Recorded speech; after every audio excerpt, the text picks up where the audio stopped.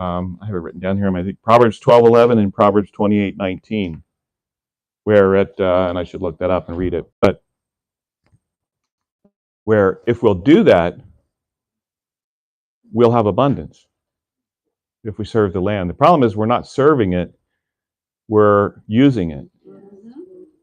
We're exploiting it. And we've come to this idea that if we don't exploit it, we won't get anything.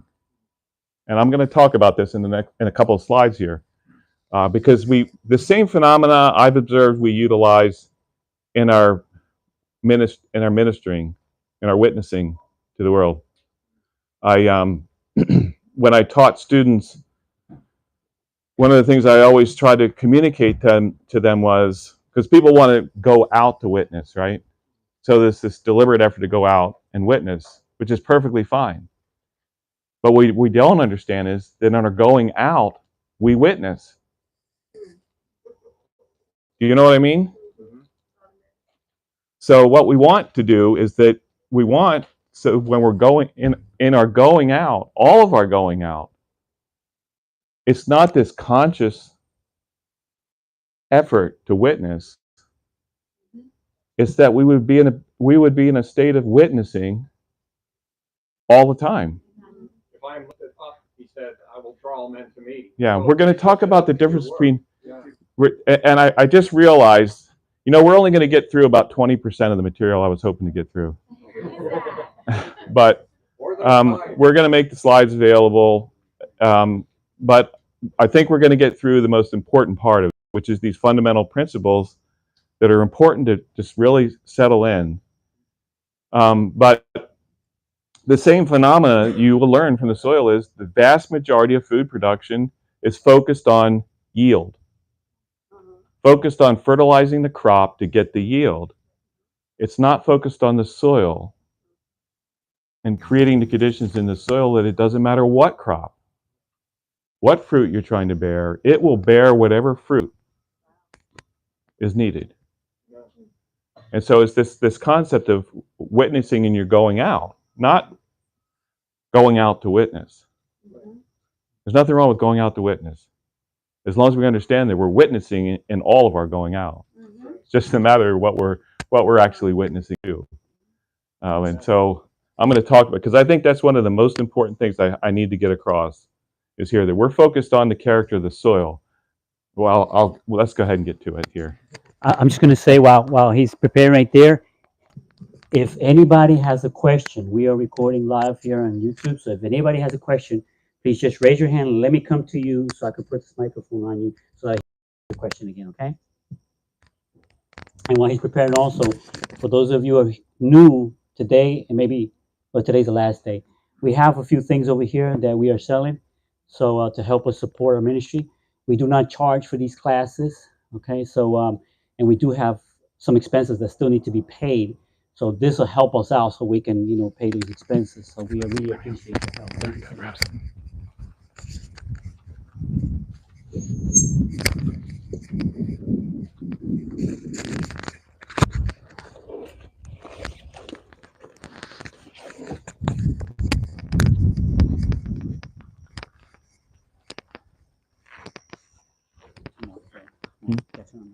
Got to turn it on.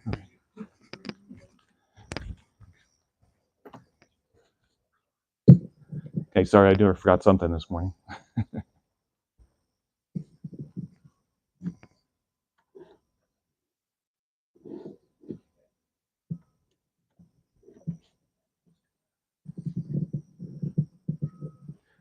So as I said, unfortunately, we're not going to get through all of this material, but the rest of what I do is I just go into detail on each of these aspects and just try to help, get a deeper understanding. Because somebody asked about Elliot Coleman and his books I think in one of the classes and everything. And I really appreciate, he was kind of a pioneer in trying to move people away from just the exploitive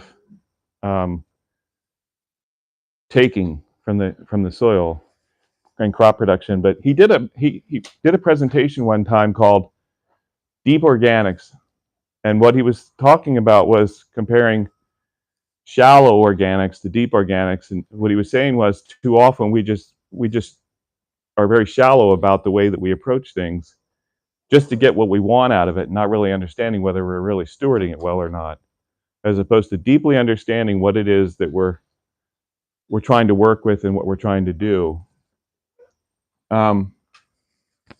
So let me just go ahead and start on these slides. I want to complete this. Somebody asked if we could at least get through insects, diseases, and weeds. You know, that's the most heavily attended class that I do when I do this whole thing. It's funny that the population of the class will explode to about 4 times, but you know, so I mean, none of you guys, like I said. Yeah, praise God. But it's funny. I'm sure none of you guys deal with any of those kind of problems, but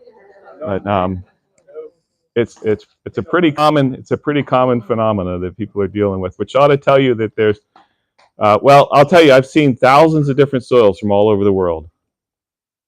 I've seen what their condition is and everything, and I can agree with the Bible in this one thing: there is none righteous, not one. So now some are a little bit better than others, some are a little more challenging, but all are in need of reformation, every single one of them.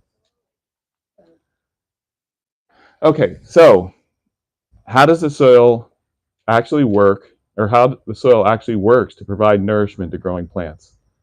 The first thing is the colloidal exchange complex. Clay in the soil. There's different types of clay.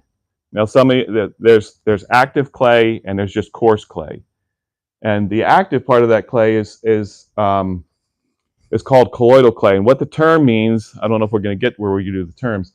What the term means is it simply has a charge to it, and colloidal clay has a negative charge to it.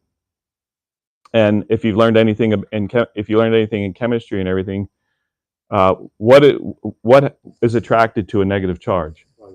A positive charge, right? Okay, and this is part of how nutrition is actually stored in the soil and made available to the plants. Humus is also has a charge to it. Like I said, colloidal humus. Now there's 2 terms: organic matter and humus. Both are organic matter, but both are not humus. Humus is made up of organic matter, but organic matter is not humus. When we talk about humus, we're talking about the colloidal humus, the stable humus in the soil, the active organic matter, if you want to call it that, in the soil. And now the humus actually has 32 times the capacity to hold nutrients as the clay does. 32 times the capacity. And I want to associate this with, and unfortunately I don't think I'm going to have enough time to really go into detail on this, but when I talk about organic matter, I'm talking about witness. I'm talking about testimony. And you remember, did you hear the conference president this morning? I don't know if you were in that meeting or not. Talking about prayer and work and prayer. And we're not going to get to the detailed look at carbon fertility either, but I'll just mention here briefly, there's 3 different ways of building carbon fertility. One is induction, and that's your own testimony. That's the plants growing in your soil that are building carbon in your soil. It's your own testimony. The second one is using green manures and cover crops to build organic matter in the soil, and that's also coming from your testimony. The third one is compost. Which one do you think people use the most? Compost. Compost is somebody's testimony. But how many of you would appreciate the testimony of anybody? You might appreciate something from it, but would you take all of it? This is what we do when we apply compost. And I get a reputation of being negative towards compost, but I'm really not negative towards compost. I just want us to understand you should know do you just randomly read any kind of books, watch any kind of programs? You're selective about that, aren't you? Yeah, well, we need to be the same way about the things that we're applying to our soil. We need to be selective about the materials that are actually going into it. So sometimes, like if you've been a drug addict or an alcoholic or something like that, and somebody witnesses to you about their experience and how they were freed from it, you could relate to that, right? That might be inspirational to you, might be edifying and encouraging to you. But what if that wasn't your experience? Would it do the same thing to you? You could appreciate that a person was liberated from it, but you couldn't appreciate where they came from because you weren't there. You didn't understand that. So, yeah, I should have saved that. I'll get too far off here. Okay, and the other complex is the plant root itself. This is why you need to have a plant root in the soil growing all the time, because it actually has a charge to it as well. Oh, I didn't mention on the humus colloid, it actually has both positive and negative charge sites. So it can hold both positively and negatively charged nutritional elements. Whereas the clay complex is only negative. Well, it has a small amount of positive, but it's only negative, so it can only hold positively charged nutrients. And those would be things like calcium, magnesium, potassium, sodium would be the big ones. Most of the trace metals, iron, manganese, zinc, copper, and cobalt. And there's a few other rare earths that don't get attention but should. And so it's through this complex that nutrition is supplied to a growing plant in exchange for energy. The plant gives energy, the soil gives nutrition. And I think there's a slide coming up here in a minute. Or no, it'll actually be after we go to the next one here. What's that? The root actually has a negative charge most of the time too. It can change depending on what it's wanting, but it's mostly a negative charge as well. It attracts positive elements. Unfortunately, we're not going to get to the individual minerals, but calcium is the dominant element in the soil. It can control everything else. If you've got too much of it, you can suppress all kinds of other things. But the interesting thing about calcium actually softens the heart. It opens the soil up and allows air to infiltrate and air to exchange. It allows water to infiltrate and to move through the soil and everything. I call it the love element. It governs everything else. But if you have too much of that, it can actually suppress everything else, all of the other things that should be expressed with it. And what I mean by that is, there are people out there that, just love people, but never really ever be an example to them of what truth is, of right living. It's the silent witness kind of thing.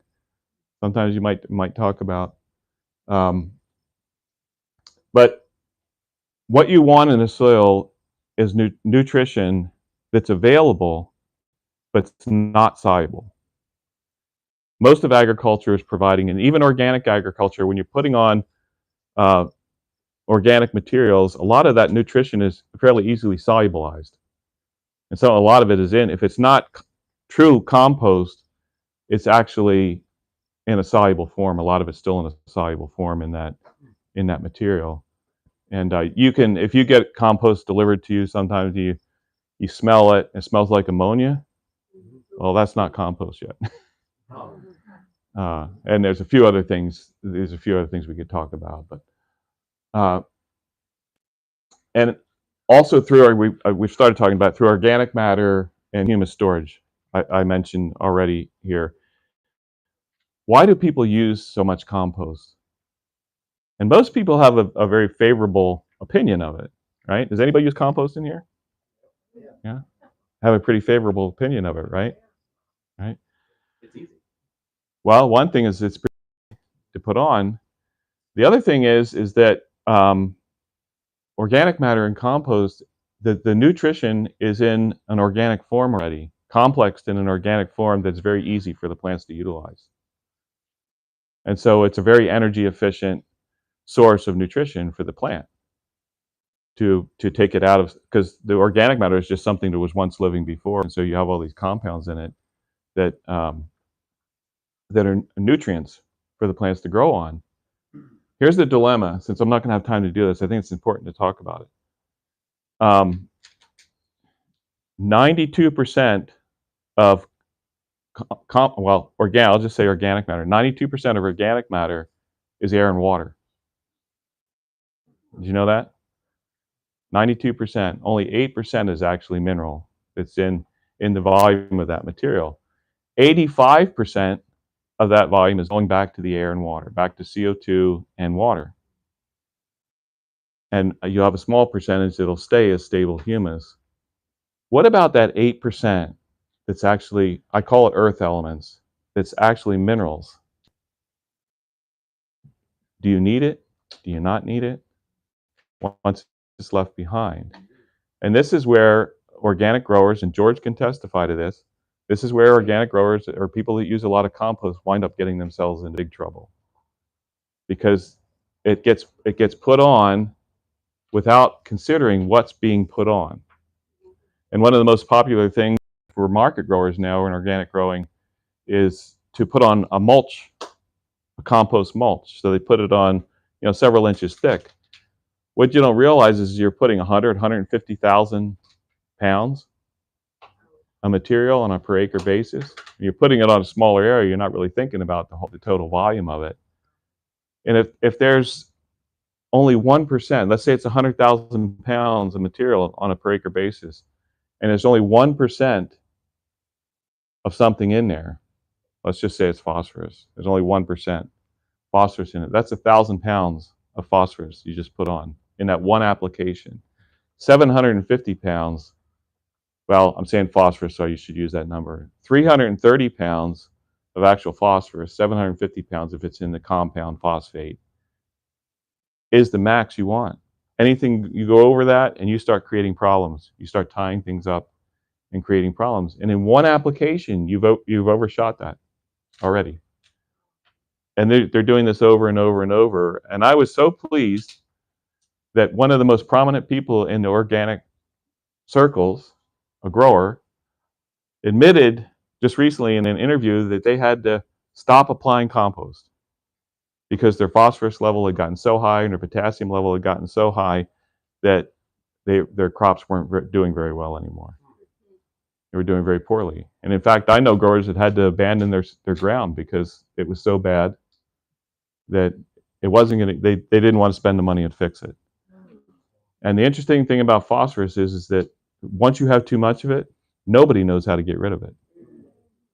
And you can try growing it out, but I know growers that have been trying for 25 years, and they haven't even moved the dial yet in 25 years.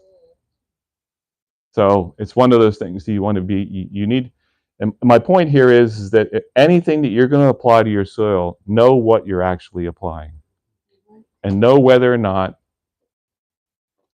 it's actually needed. I recommend compost all the time, so I'm not an enemy of compost. I just want to say that. But I recommend it when it works. I actually had a big composting operation. I was in a meeting, and the head of that sales for that composting operation was sitting next to me, and she, at a break, she asked me, she said, what can you tell me that I can tell to my customers to encourage them to buy compost, to help me sell compost? And I said, well, the best thing you do is tell them when it wouldn't be a good idea to buy your compost.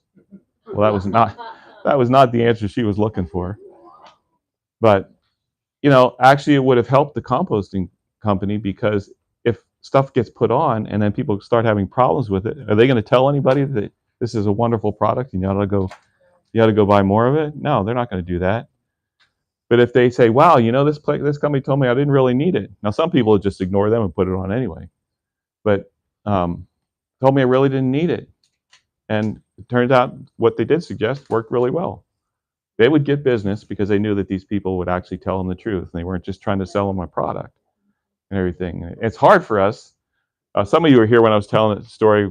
How many of you were here when I was telling the story about the beets? Giving away the bunch of beets. Sometimes what you need to do is not necessarily profitable to you dollar-wise, but it is profitable to the kingdom. And so we need to keep that in mind, that our first priority is actually that. and not just our temporal needs and everything. So it's through these two things, and then the third thing here is through microbial action and interaction. And this is this section here is, there's actually three presentations that I give just on these three things, because there's a lot of detail that goes with it. But your goal here is that when you plant a seed, it germinates, the first thing it starts doing, because, and we'll get to that quote, but the Spirit of Prophecy says, I'll read it when we get to the next thing.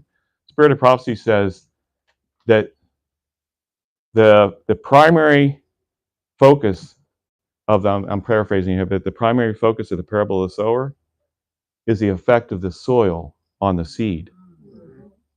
That's what she says. Is the effect of the soil on the seed. And the seed has this little nutritional package in it. It actually has, I mentioned, it has a microbial package as well.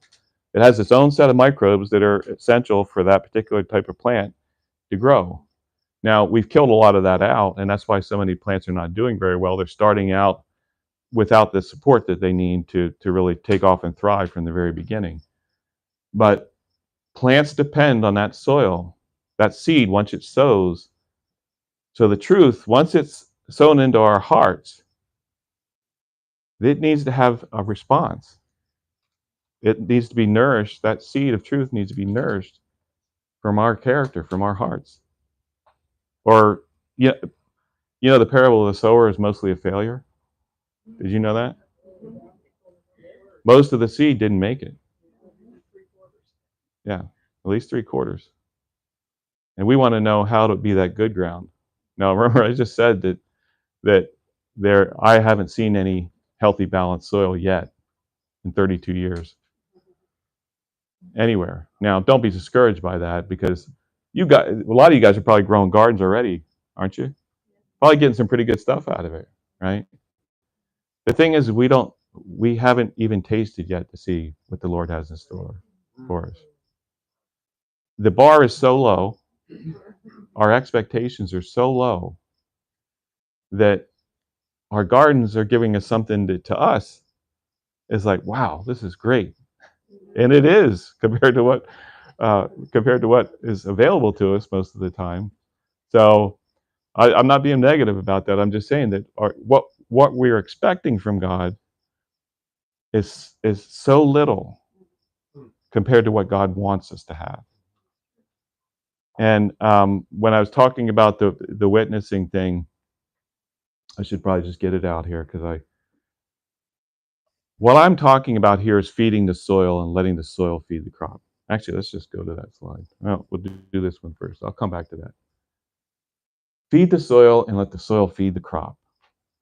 The vast majority of agriculture feeds the crop, not the soil. And this corresponds to what I was talking about going out to witness as opposed to witnessing to go and you're going out. If you instill the truth into your heart, if you allow the Holy Spirit to fill your life, what is the Holy Spirit filling your life with? The character of Christ, isn't it? It's filling your life with the character of Christ. And so the seed that gets sown there can flourish, and it can bear all manner of fruit. I'm talking about good fruit here. I'm talking about bad fruit. And typically what happens is we focus on, just like conventional agriculture. If you were here and you were looking at those different schools of thought where conventional agriculture uses selective chemistry to get yield, but they're not getting nourishment. And so our goal in witnessing should not just be to build numbers. Our goal in witnessing should be to grow the kingdom of God, to bring people in who are already well nourished, and to help them along to be fully nourished as well. But I'm going to have to put together a whole presentation on this, because this is so important, and it's not done. This is just not done. 99.9% of agriculture is feed the crop. It's never looking at the conditions in the soil itself and actually creating the conditions there to fully nourish whatever crop as gardeners, have any of you guys had somebody tell you, oh, well, asparagus needs this pH and it needs this, and the blueberries need this, and this? How many of you adjust your soil for every one of those things in your garden? How realistic is it to be able to do that? But what if you created the conditions in your soil, it wouldn't matter what crop you planted there. It would do its best. And that's what I'm talking about. We need to focus on the soil. We need to focus on our own character, not on selectively picking things to drive yield. I'll back up to this other slide now. Selective chemistry the difference between photosynthetic production and biosynthetic production. It's a little on the side of the screen here. Photosynthetic production produces carbonaceous bulk, primarily energy or calories, and it's yield driven. And too often that's what we're focused on. We just want to get the yield. We want to bear the fruit. But biosynthetic production produces mineralized proteinaceous bulk. It's a complete food source and it's quality driven. Nourishment. The vast majority of food production is not that. The vast majority of food production is photosynthetic. It's designed to yield because growers get paid by yield. They don't get paid by quality. There's a few things that, like milling quality on grain sometimes, where they'll get paid a premium because of the quality for that, or there's a couple others, well, several of them I could talk about, but there is a handful of things where there is a little bit of a premium for that quality. But by and large, growers are not paid for the quality that they produce. And there's this unfortunate belief out there that you cannot produce quality and yield. Both. But I know growers right now that are producing the highest yields that are being produced with the highest quality. With it. I know growers that have been working with the modeling that I use where they're focused on the soil and restoring the health and balance of the soil. And their yields, their issues continue to drop to near zero, and their yields are climbing every single year still. It actually takes about 3 years from the time you initiate addressing this and start applying the materials necessary to try to address the health and the balance of the soil. It takes about 3 years to get the full impact of what you initially did. And so when I'm talking to individuals, I tell them you really need to make a commitment of at least 3 to 5 years. You won't really see the full effect of what you're doing for about 3 to 5 years. But once you see it, you're not going to go back. The problem is that most people give up before 3 to 5 years. Now things are going to improve. They're going to actually improve right away. But it depends on how bad things are.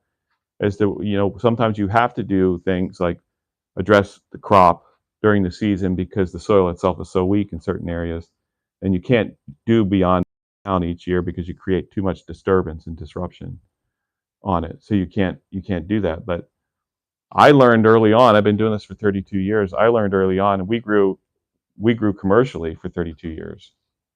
And at one point we were growing about 5,000 tomato plants at a time. And we were able to produce yields of about 200,000 pounds of the acre with that. And we could sell those tomatoes at a good price. They weren't poor quality. I'll tell you a story here. Hopefully I won't deviate stories, but I'll tell you a story of an individual in California who actually uses the same program that I use. And he sold at the San Francisco farmers market. He sold his produce. He grew heirloom tomatoes, was his primary crop. He grew several different types of vegetables, but he grew heirloom tomatoes. And I'm talking about, this is about 20 years ago. And he was selling his heirloom tomatoes for $4 a pound at the San Francisco market, farmers market. There were other growers growing the exact same varieties and selling them for $1 a pound. Who do you think sold out first? Depends who's got the reputation. Maybe he did. Because He was selling his tomatoes for 4 times as much as they were, and he sold out at every market, and they took theirs home. and they tried to kick him out of the market for gouging. Now the problem they ran into is, well, he said, look, this is a free market, to buy anything. And he said to him at this meeting, I'll tell you just a few of the things that happened in this. He said, you know, there's free to buy your product as they are mine, but they're getting $4 worth of tomato from me, and they're not getting $1 worth of tomato from you. And it's interesting. He started bringing a video camera to the market with him because he would have samples out there, and he told me that you know, people just have conniptions. They bite into it and they just have conniptions. And he said, I had to start videoing it, getting pictures of it. I'm telling you, this is what food does to people when it's truly nutritious. And there was one, as far as the market goes, they couldn't throw him out because he wasn't gouging. And they tried, but the mayor of San Francisco and the whole city council and a whole bunch of corporate CEOs were his customers. And they said, you're not kicking him out and everything. But one of these, he said not to share any of the names of who these people are, but he said one of these individuals was the CEO of a major corporation. And he came to the market one time and he said, Scott Crandall is the grower's name. He came up to the table and he started looking at all the tomatoes and everything. He said, Crandall, you've ruined me. He said, I spend all day at my office wondering which one of your tomatoes I'm going to have for supper. Wouldn't you like people, when you're going out, when you're witnessing and you're going out, wouldn't you want people to think, wow, I need to hang out with that guy, or I need to talk to that lady? I don't know what it is about them, but boy, they have this atmosphere about them. They have this air about them that I just want to be around them. You know, that's what I'm talking about when you talk about feeding the soil and not the crop. Is putting the character of Christ in our hearts, in our lives, so that it flows out. It's not a forced thing anymore. It's simply there. It doesn't have to be coaxed out. It doesn't have to be, you know, arm twisted out. We don't have to go out on some deliberate mission where we're kind of making ourselves do these things. It just wants to do it. And it's ready in season and out of season to respond to whatever God places before you. That's what I'm trying to promote here. And the soil teaches, if you're listening, the soil teaches you that if you'll put if the right character is here, the soil will bear the fruit. It will just sow whatever seeds you want. They will grow and they will bear fruit, and good fruit. So we want biosynthetic food. It's like I talked about in the first class. There are 4.5 billion. Society is deteriorating. It's accelerating. It's not just gradually deteriorating. The health of society is deteriorating. So we're all eating. And like I said, if you're growing your own garden, you know, that's wonderful, because you're getting something better than you would be otherwise. But again, like I said, God has a whole lot more in store for us if we just let him. You know, it's interesting. In the beginning in the creation, God said, let there be light. He didn't say make there be light. He didn't say force there to be light. Just let it be. It's hard for us to do. Okay. Another principle here, you can grow without fertilizers, but you can't grow without fertility. People ask me all the time, well, do I have to apply fertilizers? I said, no. If you have the fertility, you don't have to apply anything. But I said, if you don't have the fertility, you're not going to grow things well. So do you have to apply things?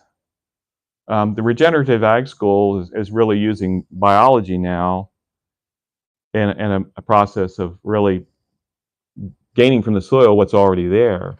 The problem is, like I mentioned before, that it's really actually a mining operation. And it's really not actually stewarding the soil, but using that, you're going to get a whole lot more productivity than you would otherwise. And the idea being they're not going to apply fertilizer. We don't have to apply fertilizers.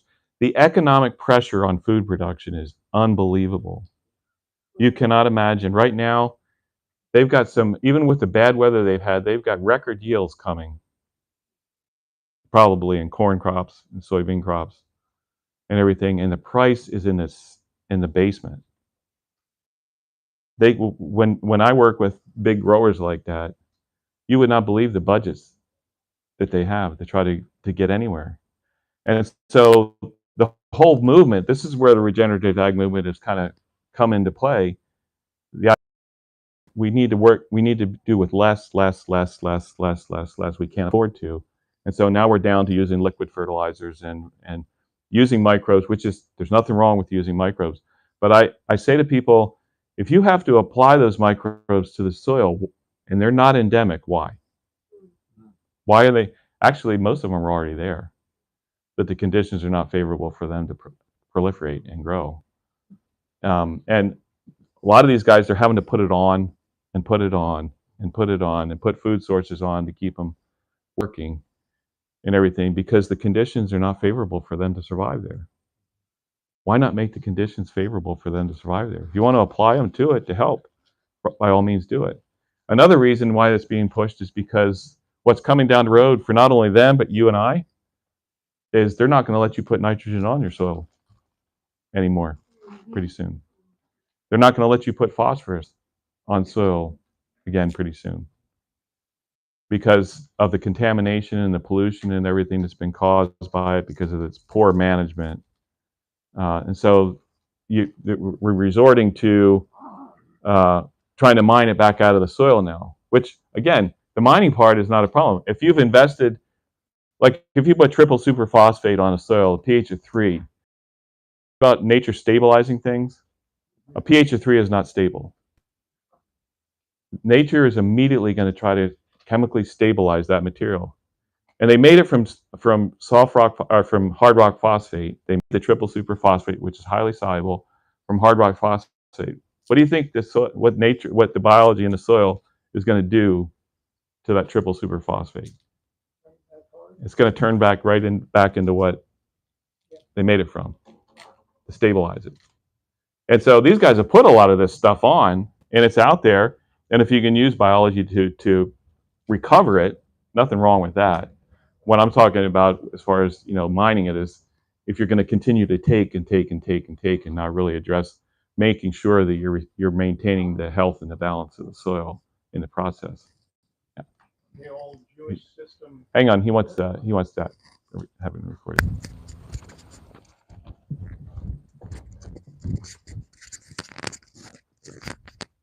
The old Jewish system of the sabbatical year and the year of Jubilee, they didn't use fertilizers likely back then too much, other than manure. Obviously, they'd do some of that. Does that naturally help out in balancing the soil somewhat? It doesn't. What I understand of it is it doesn't necessarily help build the soil. It helps stabilize it. A lot of the practices are destabilizing and taking, and what it does is it allows the chance for the microbes in the soil and everything to restructure and to restabilize the soil in there. Has anybody plowed out ground and put a garden in and it did fantastic? And then the next year, sometimes a year, sometimes 2 years, starts not doing so well. The pioneers in this country, when they started going across the continent, they were cutting forests down and they were farming it. It lasted 1 year, and then the next year it wouldn't produce anything, so they just cut more forest down and go. The reason is a lot of these soils, the fertility is fairly poor. It depends on where you are. If you're in the upper Midwest, where those were glaciated soils, there's a lot of mineralization there. It's not necessarily balanced. I know it's not balanced, but there's a lot of mineralization there. But you can go somewhere into the southeast of the U.S. or parts of Florida where all you have is sand, or you can have really weathered clay that's really has really poor fertility. It's just been worn out and things like that. But I don't remember why I was saying that. Sorry. Certain soils, they would work 1 year and then they wouldn't the next. Yeah, there's Good crop 1 year and yeah. Oh, okay. Yeah, right. Yeah, sorry. You know, time on this earth is not your friend, especially up here. Yeah, so that's what people would do a lot, and that fertility that they benefited from might have taken 30 or 40 years to accumulate, and it took you 1 year to consume it, and you're right back into a poor fertility situation and stuff. And so we don't want to do that. A lot of people do that and they have a really good garden and it goes really bad and they get really discouraged and stuff like that. But we want to be able to maintain it. Take the grass out, put a garden in. Gardens is a lot better for you than a lawn anyway. So nothing wrong with lawns, but we need to steward it. The earth is waxing old like a garment. It is groaning under the curse, and we need to realize that that's the case and actually address it. George, why is that thing up there on here? Okay, you guys don't know the stress that we've had trying to get this all set up and actually work.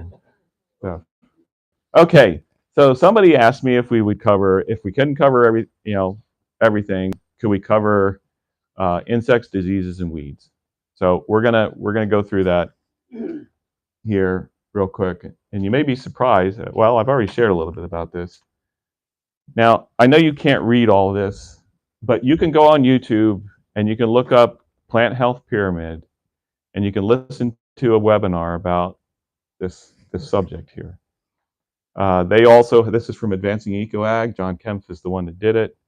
They're probably one of the leading proponent of regenerative ag, and they're certainly contributing some very positive information and practices to the growing process. So I'm not negative towards regenerative ag. I just know that a lot of times people look at it and think, oh, this is just the idea is it's all just going to solve my problems. This is just going to take care of everything. And that parable of the sower I was talking about. I see that real time. In 32 years, I've seen it real time with the people I've worked with. Is you have some people, it's a fleeting moment with interest. You have other people, and that's with the stony ground, and then the shallow ground. People come in, start, but there's no depth of soil. They didn't count the cost. They didn't realize, well, this is something that they were looking for a quick fix, something I could do one time, fix everything, and I'll never have to deal with it again. We do this spiritually sometimes. We think that somehow or another, when we have our contrite heart, we profess our sin and ask for forgiveness, that we're justified, and we are. But are we sanctified yet? We're not. And so we need to, say, okay, Jesus, we're good now, and we walk off to do whatever else, rather than, okay, now the work starts. Now the work really begins to bring me back into a relationship with you. So we're going to go through this because, believe it or not, all insects, all diseases, and weed pressure are determined by the conditions in your soil and in your growing system. And if you remove the cause of the condition, you will remove the problem. It's that simple. It's not make-believe. It's not made up. It's fundamental science. We're going to go through a little bit here. And he put at the bottom of this is optimal nutrition enables advanced function in plants. He's talking about optimal soil nutrition here. I'll just read a little bit of that. But at the bottom here, I just want to read what he says here. If we wish to produce food as medicine, this is where the medicine is. And up top here it says soils and crops transition towards biological farming practices. And what he means by that, the model that I use is actually oriented towards eventually being biological. depending on a living system, not a dead system. They pass through stages of increasingly better health. The progression towards better health restores the natural and biological abilities of the plant and soil system. Innate characteristics and advanced functions are enabled, such as immunity to soil and airborne pathogens, resistance to insects, production of lipids which strengthen cell membranes for tastier, more storable fruit and vegetables. He put just fruit there, but fruit and vegetables, and more. So let's start at the bottom. Step 1, successful photosynthesis. You need the plant to successfully capture the solar energy and store it. You need to have success in that process, but that process requires several mineral nutrients. The plant has to build the solar factory. It has to build the storage factory and all of these things, and that requires mineralization. It's not just a biological thing.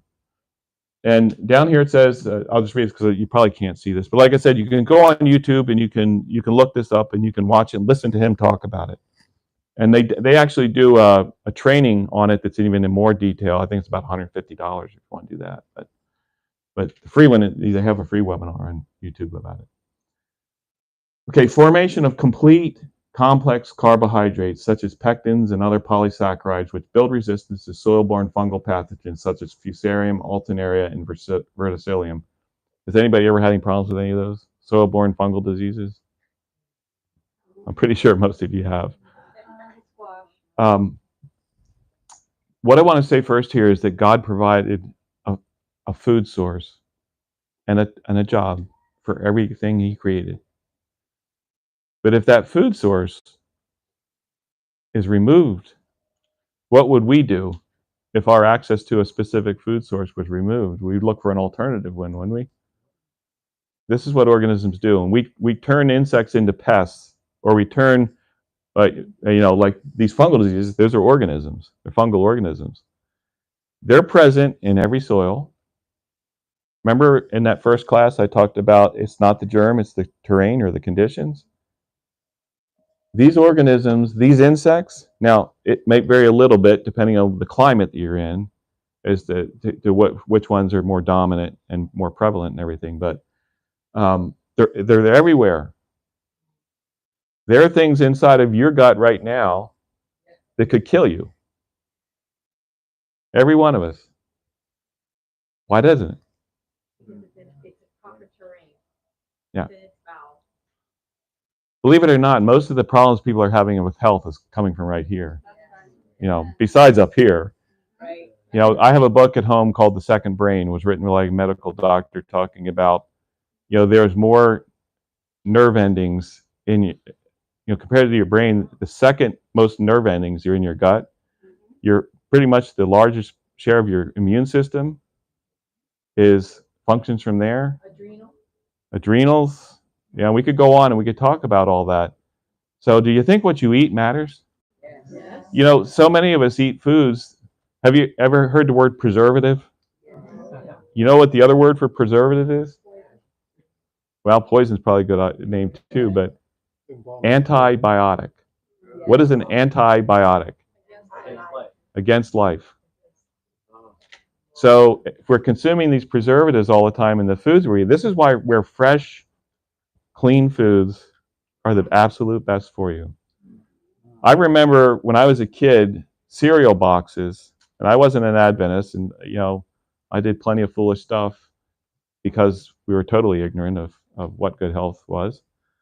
But I remember on cereal boxes when I was a kid, all of these long chemical names on those boxes. Do you see them on there anymore? Oh, yeah. Some of them are, but most of those aren't. Did they stop putting them in it? No. You know why you don't see them on the box anymore?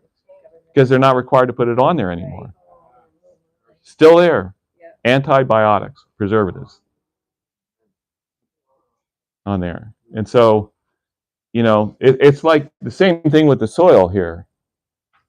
We treat the soil just like we treat our gut most of the time. And then we wonder why there's no life on it. But just something to think about. So anyway,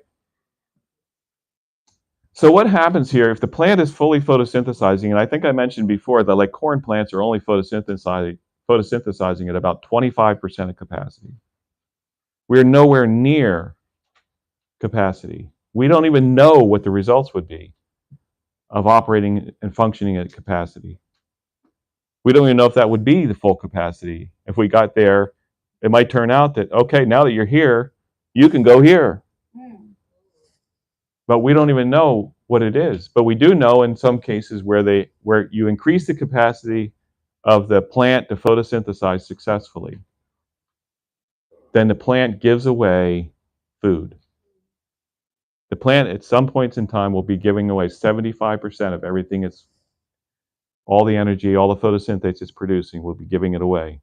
And it's going not only out of its roots, it's going out on the leaves. And this is a subject we don't even have a chance, opportunity to talk about. But there are organisms on leaves, and we'll talk about those disease organisms, what we call disease organisms. They become pathogenic when the plant is no longer feeding them. A good example of that is the Alternaria salami. Yeah. Anybody had early blight? Yeah. That's what he was just mentioning. Alternaria solani. It's a fungal organism that leaf dwelling. It's there. It's just a matter of whether or not it's being fed or it's not. If the plant is fully photosynthesizing, it's exuding food out onto the leaf. It's exuding food out of the roots into the soil. And the goal here is the plant needs the soil. The plant needs the microbes in the soil to help provide the nourishment that it needs to grow and to bear fruit. It's a system that's a giving system. We hear all the time that nature is long in blood and tooth, but the hostility is created because of hostility. Nature, if it has the opportunity, is not hostile, but benign. And actually, these organisms actually become probiotic, benign and probiotic rather than pathogenic on your plants. So these soil-borne fungal organisms, when the plant is fully photosynthesizing and functioning at a good level, it encourages other organisms to colonize its roots in addition to these other organisms, and prevents the conditions from being created that indicate to these organisms that this plant, I hate to put it this way, but this plant is unfit for food. We consume food all the time that's unfit to eat. Because when growers grow it, including organic growers, when they grow it, they use lots of different types of pesticides, whether they're organic pesticides or man-made ones. They use lots of fungicides, whether they're man-made or they're natural. They use lots of herbicides, whether they're man-made or natural, to keep the plant alive. I remember I used to drive a semi for a natural foods company, and I was coming across New Mexico heading to Roswell, and a truck flew by me, flew by me with a bunch of cattle in it.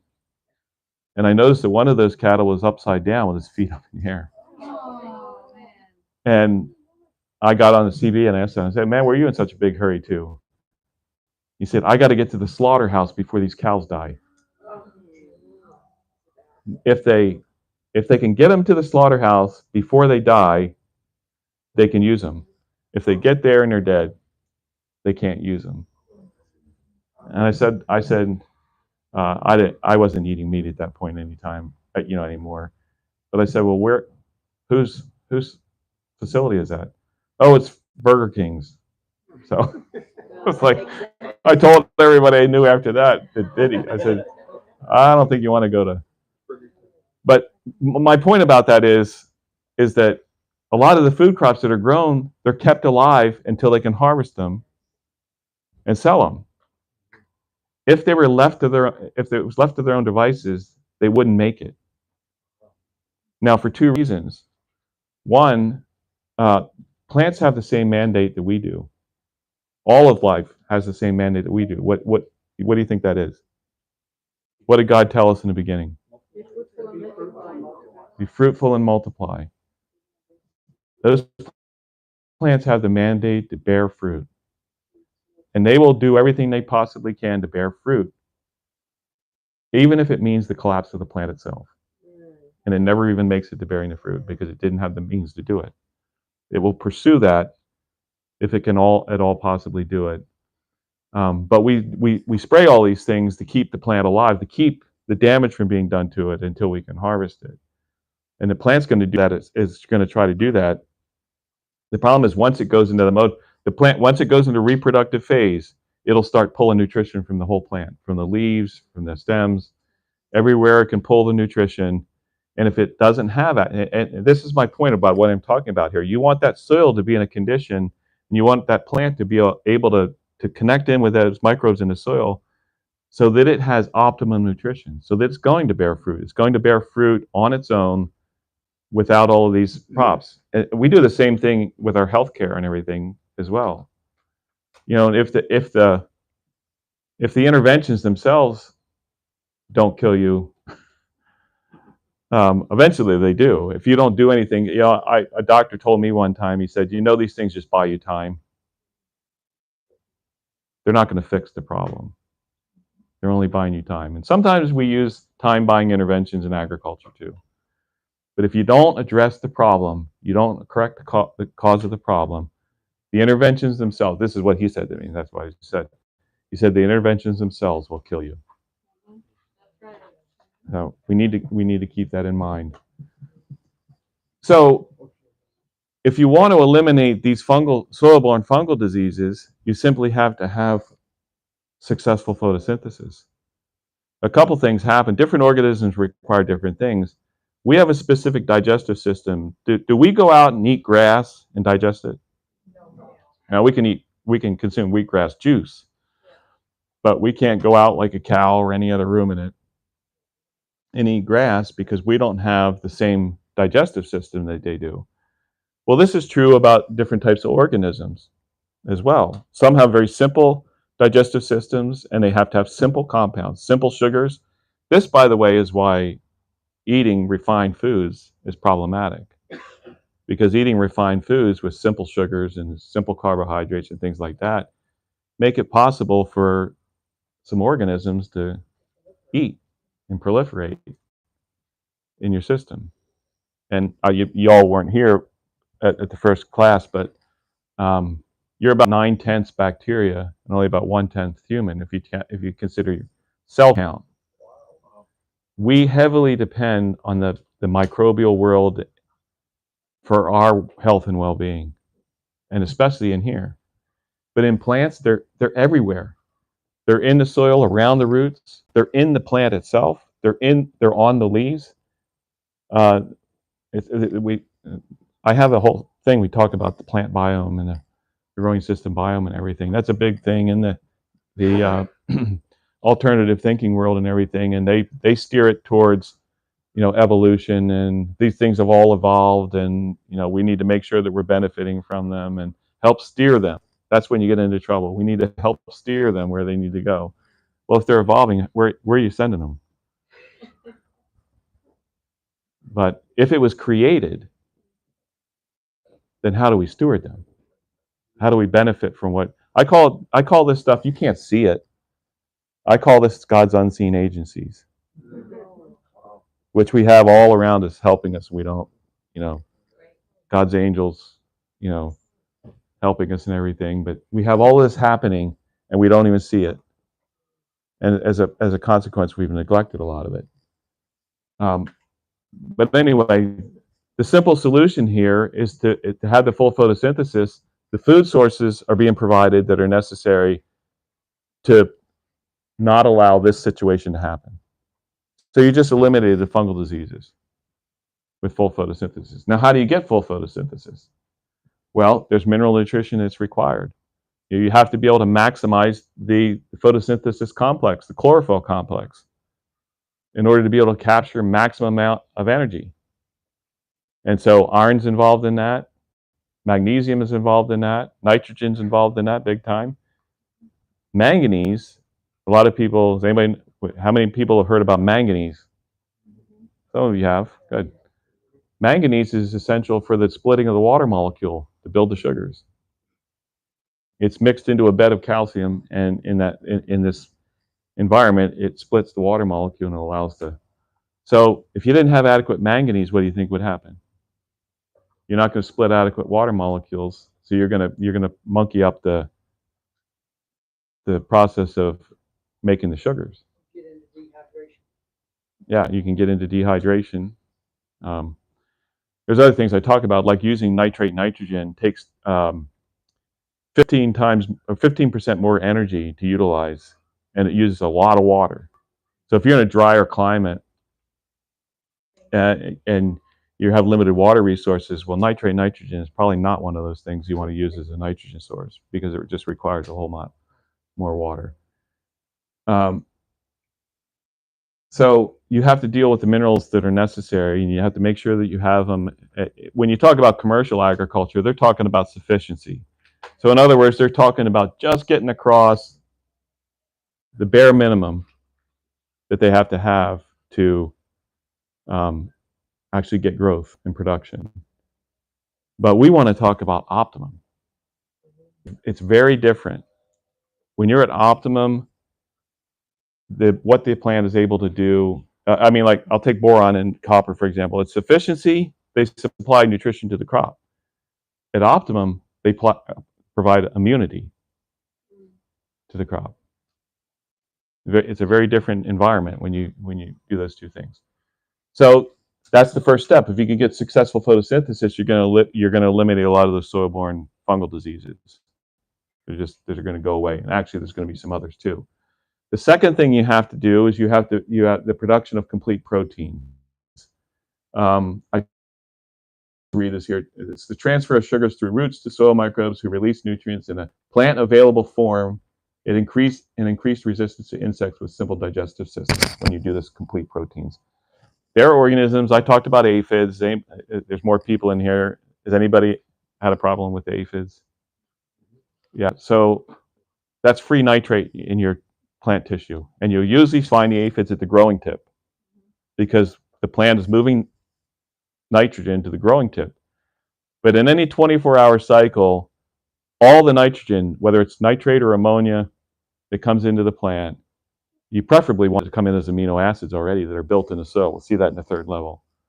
But it should be metabolized into amino acids, peptides, and proteins in that 24-hour cycle. You should not have any free nitrate or free ammonia in your plant tissue. Aphids need simple nitrogen compounds. They need simple nitrate. They can't use ammonia, but they need simple nitrate compounds. And so if you have aphids on your plant, you have free nitrate in your tissue. If you, let's say, put some molybdenum on. Has anybody heard of molybdenum? M-O-L-Y. I always get the B and the D backwards. B-D-E-N-U-M. Molybdenum is necessary to metabolize nitrate nitrogen. It's also necessary to fix nitrogen, for microbes in the soil to fix nitrogen. And you can go, now there's other things. You need adequate nitrogen to build the proteins. You need the molybdenum. You need sulfur. Let me finish with the molybdenum. We're going to go to sulfur because I think sulfur is causing major problems right now. You spray a little tiny bit of molybdenum on a plant, and you'll go out the next day and the aphids will be gone because there's no longer any free nitrate in that tissue. Now, the other way you can get other problems. I'll read some of them here, and then we'll talk about it. Resistance. If you get complete protein formation, going to a complex compound again, complex carbohydrates on the bottom, complex proteins, full protein construction at this level, you will. He has resistance to it here because he's used to working with large field crop operations where there's variability in the fields, and so he's talking about resistance. I'm telling you, will eliminate the problem because you will eliminate the food source. And would you go to a restaurant? Would you go to a barbecue if you were vegetarian or vegan and you went? Would you go to a barbecue restaurant to eat? No. Well, these organisms are not dumb either. They're not going to go somewhere where there's nothing for them to eat. And so you'll develop, he puts here, resistance to aphids, whiteflies, and larval insects such as cabbage earworm, alfalfa weevil, tomato hornworm. Anybody have tomato hornworms? on their tomatoes, and several others, any of the larval insects that require simple nitrogen compounds. And the way you get ammonia in there is if you're not photosynthesizing very well and you got a hot day, the plant either gets too hot and shuts down photosynthesis and photorespiration, or it runs out of CO2 in the canopy, which happens a lot of the time, and it can't continue photosynthesizing, or it doesn't have adequate water and it shuts down. It goes into photorespiration. If you've had poor photosynthesis, you don't have a lot of reserve energy. And so the plant starts breaking itself down. It starts breaking proteins down to get energy out of those proteins, and when it does, it releases ammonia into the tissue. And some of you were in the class when I was talking about that. But ammonia, free ammonia in the plant is like a neon sign on a restaurant. It's just saying the restaurant is open and plenty to eat.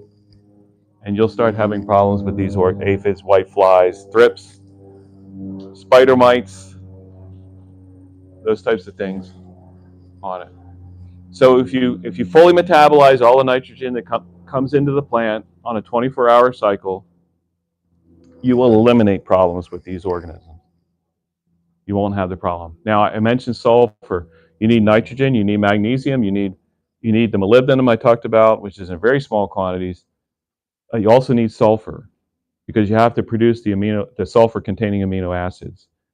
And it's about a ratio of 10 to 1. You need at least 1 part sulfur to 10 parts, about that average, in the plant to fully metabolize. And now, I said sulfur is a big problem. Does anybody know where we were getting sulfur in agriculture? You know the average age of a farmer today? It's in the low to mid 60s. That's a crisis on its way too. But what do we do to the coal burning power plants? We took the sulfur out. We've got scrubbers that take the calcium scrubbers that take the sulfur out and produce gypsum calcium sulfate. That sulfur, which we've considered problematic because it was going up into the atmosphere and it was falling as sulfuric acid and creating acidifying the soils, we considered it a problem, and so we took it out. What do we do to fuels? We remove the sulfur from fuels too. And that used to be a contributor to sulfur to agricultural fields. We used to use a product called, for phosphorus, called superphosphate. And it was rock phosphate that was processed with sulfuric acid. Now, rock phosphate is tricalcium phosphate. It's calcium and it's phosphorus. We treat it with sulfuric acid, and that would remove some of the calcium, solubilizing some of the phosphorus. And what is calcium and sulfur? Calcium sulfate, same product that's produced from scrubbing it out of it. And because of the cost of shipping and because they could separate that product out and sell it separately, it was removed from the soil amendments. You do not know how many growers did not know they were even putting calcium and sulfur on their soil when they were putting this compound on, because they were never told it was in there. They were applying it for phosphorus. And most of them had no idea that they were applying gypsum with it, calcium sulfate. It's gone out of there. Almost every soil I see now is deficient in sulfur because sulfur leaches out of the soil. Rainfall will leach sulfur out of the soil. This is one of the reasons you want to build organic matter or humus levels in your soil, because there's positive charge sites can actually hold sulfur, which is a negatively charged anion. But it's disappearing from the soils. And my opinion is, and I think they're going to finally discover this, they started looking at it, is that most of the allergic reactions that are proliferating, most of the autoimmune diseases that are proliferating will be traced back to deficiency of sulfur in foods. Because why? The sulfur-based amino acids are not being produced. And so proteins they're being built all wonky. They're not functioning the way they're supposed to be functioning. Your body's immune system looks at these proteins as not belonging as foreign and attacking them. And it's producing a lot of allergic reactions. Do you know, and I don't want to make anybody feel bad, but you fresh grind some wheat flour, you make it into a loaf of bread, you stick it in the oven to bake it. If that grain was grown on low sulfur soil, by the time that oven hits 160 degrees, you start producing acrylamides, which is a carcinogen. And here you think you're eating this great whole wheat loaf of bread that you lovingly produce, made and everything like that. So the question was asked, how do you put sulfur in your soil? It can be applied as elemental sulfur. And again, as a consultant who works with growers for this, I have to take the soil test and I have to figure out, okay, what are the right materials to apply here to meet the needs based on what because sometimes you can put one thing on, but it's going to cause a problem with something else. And so you have to use a different source in order to not create a problem somewhere else in the process. But elemental sulfur can be used. Sulfate-based compounds, so potassium sulfate if you need potassium, calcium sulfate if you need calcium, and there's other sulfate, magnesium sulfate, Epsom salts, which you can get in the grocery store. That's magnesium sulfate. They need to understand the condition of the soil, because if they add only sulfur, they can remove the cation. Yeah, so you have to look at the whole picture. You can't do a single factor analysis here, which is what a lot of people do, because sulfur will remove things too. And so you need to target what it is you're trying to do and not overdo certain things, because sulfur can actually remove calcium, magnesium, potassium, and sodium from the soil. And so you have to know, what you're trying to do on it. But I hardly ever see a soil report anymore that has adequate sulfur. Almost every single one of them is deficient in sulfur. And it's because we spent the last 20, 30 years removing sulfur. And remember I said the average age of farmers is in the early to mid 60s. Their thinking is still back 30 years ago. Just now, the ag universities are starting to recognize, because farmers have started coming and saying, what is this? Well, I don't know what it is. But they did tissue analysis and things like that, and they're starting to discover that they need sulfur. And sulfur leaches out. We consider phosphorus, NPK. Has anybody heard of NPK before? Nitrogen, phosphorus, potassium. It's nitrogen, phosphate, potash compounds, which confuses things. But do you know that vegetables, especially brassicas like broccoli, cauliflower, cabbage, kale, alliums, onions, garlic, things like that, leeks, they all use more sulfur than they do phosphorus. More sulfur. It's one of the reasons they're so good for you. But the problem is those things are not really giving you the nutrition that you think that they are, because most of them are not. Now, produce growers, they have to be a little more attentive to this, because they can't get away with it as much as field crop growers can. But here's the thing, phosphorus has got a triple charge, and once you put it in the soil, it grabs on and it's not letting go. Sulfur leaches out of the soil, and they consider it a secondary element. It should be considered a primary element, just like the others are. And in fact, it should be considered more important because of the loss ability of it compared to phosphorus. But they compare phosphorus as phosphate, which is a compound, and they measure sulfur as an element. If they were to measure sulfur as the compound sulfate and compare it to phosphate, or if they would take phosphate and convert it to the elemental phosphorus, pound for pound, you need just as much sulfur as you do phosphorus. And like I said, with crops like in the brassica family and the allium family, things like that, you need even more sulfur, a lot more sulfur to produce those crops. Okay. Sorry, how are we doing for time? I have a quick question. Sure, go ahead. So we've had a few seasons of successful garlic growing, and noticed that specifically this season it was much smaller. And so I'm thinking, learning now, your rationale of the sulfur. and them being alliums. Could it be that the garlic that we've grown, because we've used the same plot?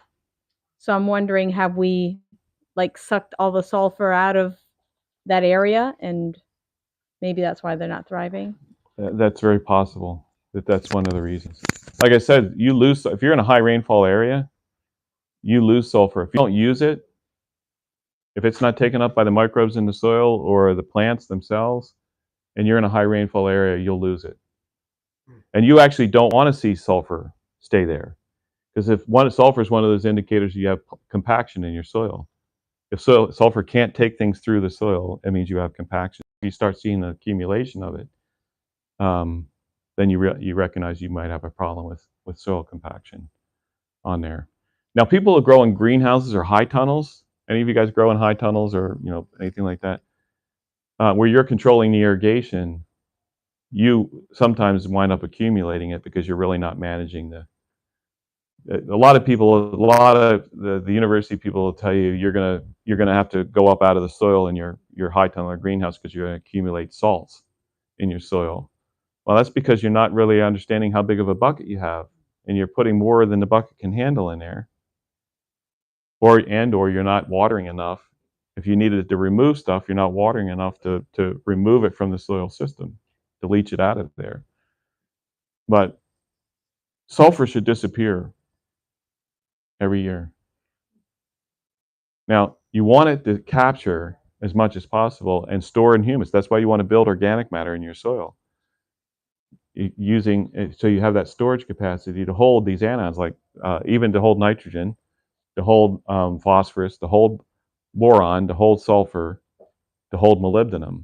Actually, all of those are anions, negatively charged, but they can be held on a positive charge site. I'm going to speed up on this. There's a lot in this, and I apologize. I'm only giving you a little dribble of it, but I'm trying to give you the idea that there's a cause and effect, and if you understand the cause and you can change that cause, then you can eliminate these problems, or at least make them so that they're not significant, so that they're not problematic for you. Okay, the third level. So it's first, you want full photosynthesis, full energy production in the system. We all need energy to function.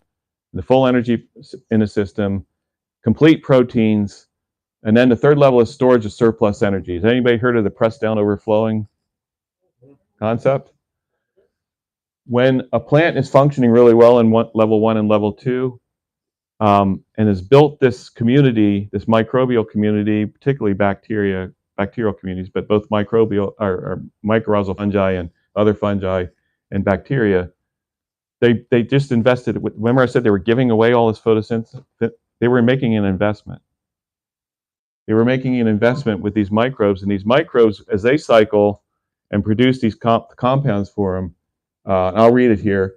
Energy is stored in the form of lipids, fats, and oils. Lipids build strong cell membranes for increased resistance to all airborne pathogens, parasites, disease, and UV radiation. The plant becomes energy efficient. It becomes pressed down and overflowing. It has surplus energy, and so what it does with that surplus energy is it builds thicker cell walls. And it's actually able to put more calcium and more silicon into the cell wall. The soil, the airborne, and again, you lose this problem if the leaf-dwelling organisms are being fed.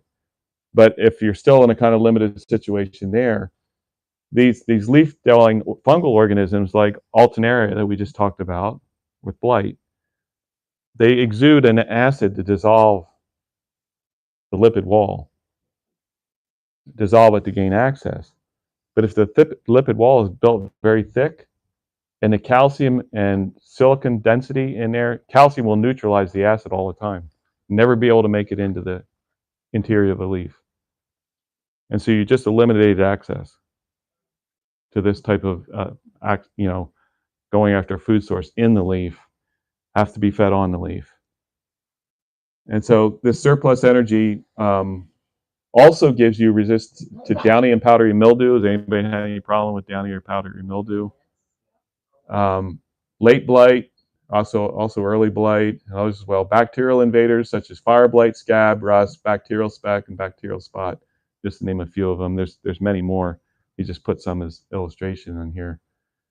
The plant just becomes energy efficient. And another thing that happens at this level is the plant starts dumping lipids into the soil. Has anybody heard the parable of the 10 virgins? The plant starts dumping lipids, not carbohydrates. It starts dumping fats or oil into the soil. And the fungi in the soil take that and they break it, they digest it, and they digest it until it can't be digested anymore. And that's what stable humus is. It's not carbohydrate-based organic matter. It's lipid-based organic matter. Stable humus is 40% oil. And it's where your extra oil is. Let's say you're in a situation where all of a sudden you're told, I'm sorry, we're not going to let you have these things anymore. But you've built oil in the lamp. That soil could probably go for a couple, 3 years. Just from the oil that's stored up in the lamp, if you had to wait that long. It's 40% oil. Yeah, lipids, but that's oil. It's fat. So one of the things you weren't all here, but I was talking about salt, fat, and sugar, and the fact that actually the most nutrient-dense food out there is the highest in salt, fat, and sugar. The food industry separates those out. It's because we enjoy food that have those things in it at high levels. Fats give texture to food. The salts give flavor to it. And I'm not talking about sodium chloride. I'm talking about all the salts, calcium, magnesium, potassium, sodium, all the trace metals, give flavor to the food. And the sugar also gives a different flavor profile to the food. I have a garlic that I grow. It's Spanish Roja, and it has fantastic flavor. It wins the garlic festivals a lot of the time. Now, some others have beat it out sometimes. But when you have true Spanish Roja garlic, it has this rich, creamy flavor with a subtle hint of sweetness. It's just, it's incredible when it's grown really well. Okay, really quick here, because I think we're 3 minutes. Okay. The fourth level, so you're now in a surplus energy situation. The plant is now utilizing that to build a stronger plant. It's now using that to build a bigger battery in the soil. The next level, and the next thing that it's actually going to do, and this is from microbial secondary metabolites. I don't see if he says that on level 3. It's using microbial secondary metabolites, which are highly energy efficient for the plant. In other words, it's like an auto manufacturing assembly line where the pre-made parts come in and they just have to put it on. This is what's happening, and this is where there's a lot of energy being saved, and that energy can be used to increase the function of the plant. At level 4, it's plant secondary metabolites, where the plant is actually using this surplus energy to build compounds. I'll just read these here. It's the production of phytoalexins in stage 4. The production of phytoalexins in stage 4 is based on the lipids produced in stage 3. These aromatic essential oils. Has anybody heard of essential oils before? These aromatic essential oil compounds, terpenes, phenolics, bioflavonoids, are natural plant protection compounds that contain pesticidal properties of their own. And it says in your PSMs act as plant protectants to guard against ultraviolet radiation, disease, and insect attack. One of the things I didn't mention in level 3 there, where the plant starts building the thicker cell wall and starts putting more calcium and silicon, if you have silicon available, it's another one that has to be addressed. I don't have a photograph in here of it. I have it on another presentation of a grasshopper with its mandibles totally worn off, trying to chew on a plant that has high calcium and silicon levels in the tissue. They won't even try most of the time, and they realize. There's been many instances where locusts go through decimating fields and they totally skip a field. Just leave it alone. They know, they're not stupid. They know that if they go to eat that field, it won't go so well for them. You get at this level resistance to chewing insects like cucumber beetles, Colorado potato beetles, Japanese beetles. Now you can get some resistance in the larval stage too with these, but production of advanced antifungal compounds and digestion inhibitors. There are immune system responses to the ISR, which is the induced systemic resistance, which is modulated by salicylic acid. Anybody know what salicylic acid is? Aspirin. Do you know that they tried to develop protocols with aspirin to help build immunity in plants? They could never get it right. Plants get it right all the time. They wound up killing the plants more than they actually helped them. There's also the, let's see if I can get this wrong, SAR, systemic acquired resistance, that's modulated by jasmonic acid. There's several of these immune responses that just simply protect, and it also discourages larger animal predation because they don't like how it makes their stomach feel when they eat it. But here is where the medicine is. These essential oils that we talk about all of these compounds, there's individual things and everything. But at this level, they actually stress plants to get it to do these things. Like when they're producing mint, they actually put them in a stress regimen because it'll start producing more of this immune response. It'll produce the essential oils that we know as mint. Lavender, they do the same thing with lavender to get the increased levels of the oils, the lavender oils in the plant. You don't have to stress the plants to do it. You can just actually give them full function, and they'll do it anyway. And these compounds are what are healing to the sick body and preserving to the healthy one on it. Okay. Okay. If you don't mind, I'll just do about 5 more minutes. Okay. So weeds is the next big thing that people have, challenges with. And some of the causes are simply parent material, the soil. It has exaggerated levels of certain types of minerals, which encourage the certain types of plant growth. And so that's what wants to grow there. Do any of you guys, like I do, have inclinations or propensities about how you want to do things or how you want to think and behave and everything? Okay, so it's just me. Well, soil is the same way. Working with the soil will teach you more about yourself if you really are paying attention. Parent material is the same way, and there's different parent materials. I have 8 kids. 4 are biological, 4 are adopted. And unfortunately, we can see in our biological kids things we would rather not see. But the interesting thing is, in our adopted kids, we see different things because they came from a different parent material. And it's as an adoptive parent, it's a challenge sometimes to be able to relate to. You can relate when your own child, your biological child, behaves in a way that you have a tendency to behave. But you can't relate when somebody is behaving in a way that's so, just like, where is that coming from? But it's just plain parent material. The conditions that are already there, they want to express what they are. And you have to impart a different condition to that. That's what God does for us when He fills us with His Holy Spirit. When He fills us with His truth, with His character, He's imparting a different condition so that we'll express His thoughts and His will, not ours. But what happens if you stop imparting that? What happens if you stop praying, you stop going to church, you stop studying your Bible? What do you think is going to happen? You're going to go right back where you were. Give it enough time, you're going to go right back where you were. So we have to continue imparting. And this is one of those things I have to help get people to understand. This is not a one-time thing. This is a lifelong thing. Paul said, I die daily. This is what you're facing when you're working with the soil. You have to understand that. I am going to be what I'm going to be unless God imparts in me what He wants me to be. Environmental influences can play a role. If you're in a high rainfall area, if you're in a really dry area, those types of things can affect, how the soil behaves.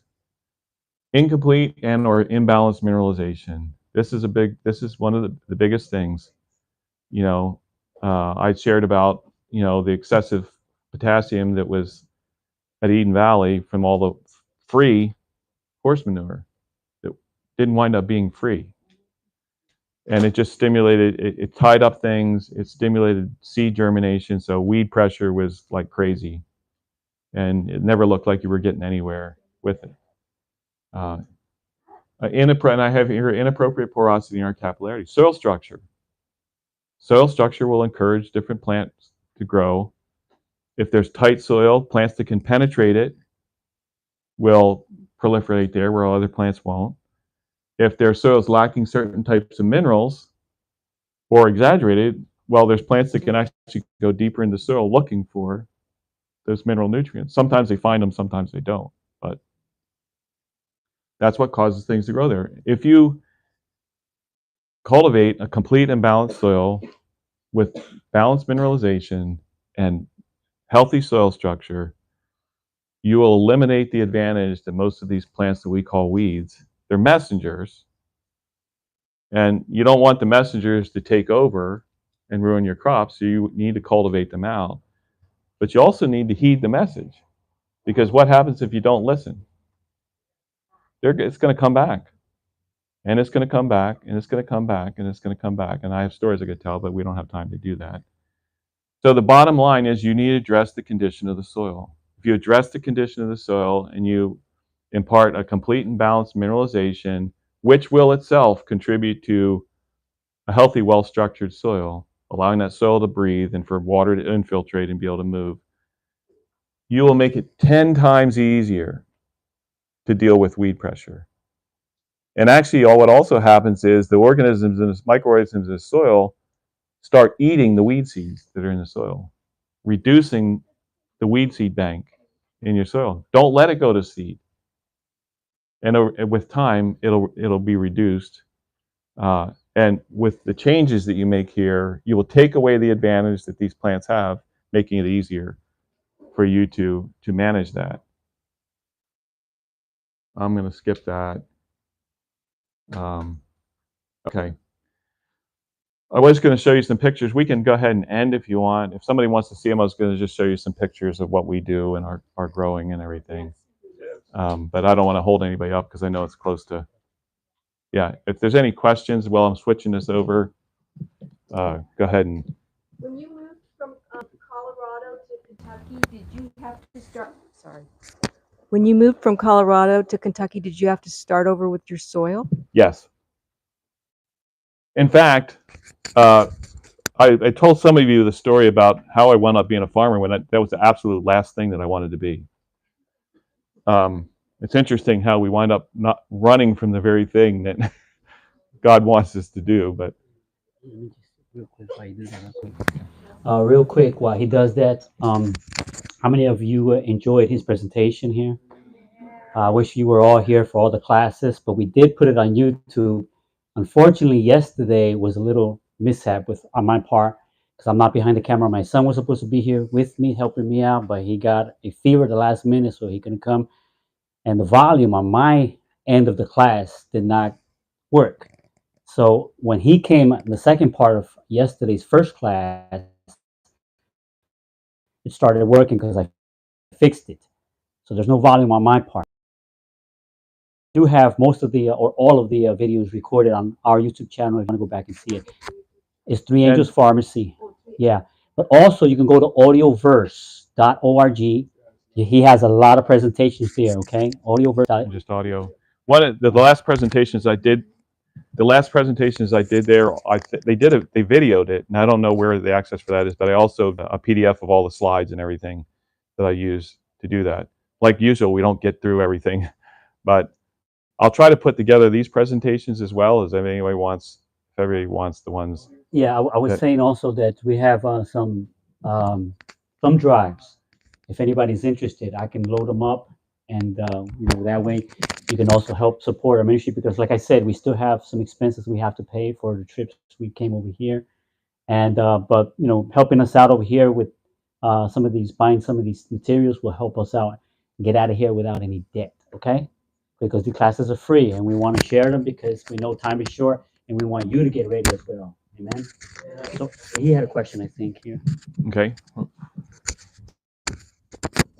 You mentioned about first being leached out, and like 30 years ago, the electric stations would put everything in the sky, and will the ashes from the wood stove putting on the soil do the same trick as whatever was done 30 years ago? Okay, so the question is, would putting wood ash on your garden help with the sulfur part of it? It would help with it, but the problem is you're going to be putting more of some things on that eventually will be too much. So a little bit, you can help it with that, but most of the people that use wood ash wind up creating problems because you'll understand that ash is a concentration of minerals, and it's in a highly soluble form. And so, like I was talking about the parent material here, knowing what your parent material is, and also knowing what the ash is. For example, if it's hardwood ash, it's going to be really high in calcium. If it's conifers like pine and or fir and stuff like that, it's not going to have much calcium at all in it. So this is where you need to know everything that you're putting in. You need to know what the condition is to start with, what you need, and then figure out what materials. If you have materials already, of course, it's nice to be able to use something you already have. But something you already have, even though it's free, like I just said about the horse manure when we're there at Eden Valley, it can wind up eventually causing problems for you that makes it more of a detriment than a help to actually be able to utilize it. But there is some sulfur in ash. You just wind up running over what you need on the other stuff before you can get adequate sulfur out of ash. Okay. Do you have a recommendation for brown spot, the fungus on like plums and peaches? It's going to be the same phenomena. So I'll have to answer that kind of specifically maybe later, but it's you're not getting up to that functional level, and it's a mineralization issue. Now you can foliar apply things to try to address that, but looking at the same time looking at the whole overall fertility picture and trying to create those conditions where they don't. You can always use it like a fungicide on that. There's natural. You can use copper as a natural fungicide. Now, you know why they use copper as a fungicide? I mean, copper is a fungicide. It kills fungi, and that's why they use it as a fungicide. What happens if you have adequate copper in your soil? In the soil, in the growing system, at those optimum levels, like I talked about, fungal diseases like that will never happen. Berry growers, that in the model that I use, 10 parts per million is considered, optimum on copper. But if you have really good major element levels and everything, berry growers will take it to 15 parts per million, 12 to 15 parts per million, because berries are known to be susceptible to fungal diseases, especially picking them and handling them and everything. But when you go to 15 parts per million copper, those berries won't have any fungal problem at all. You can go out and pick them in the rain. They won't have any problem. So all the really good berry growers who know that, they raise their copper levels all the way up. By putting it in the soil or by spraying? By putting it in the soil as opposed to spraying. You can do the spraying if you need it in the short term. But for the reason it works there, it works the same way in the soil, but it actually also gives you other benefits in addition to that. Is there another question? What would you want to do if you want your soil sample? Go to a cooperative like we've got the cooperative of Maine to do a soil sample. Would your cooperative help you? My experience has been that if you want what I'm talking about, there's only one lab that can give you the information that's going to be able to accomplish that. I wish we would have done it ahead of time, thought about it. I took a sample of this garden area over here, 2 actually, and one's going to go to the University of Maine's lab, and one's going to go to the lab that I use. And you're coming next year. Well, I guess so. So you can tell us why. Well, you'll post it, right? Yeah, we'll figure out how to make it available. Yeah, we'll figure out how to make it available, and I'll actually talk about what's the difference here. Honestly, I was looking at the University of Maine's testing protocol and everything last night because I was just curious. Because my experience has been what typically happens, and from my observation of what I read so far, I think it's happening. The same thing is happening with the University of Maine's program too. Is they're going to take the soil test? They're only going to look at certain aspects of it. And do you know if they ask you? Well, they tell you what type of. You have to tell them there's a code I think to put on there, or whether it's a garden or what type of crop you're growing or anything. What they're actually going to do is they're just going to give you a recommendation to grow a crop. Yeah, I didn't get back what I had asked when I put in for the test.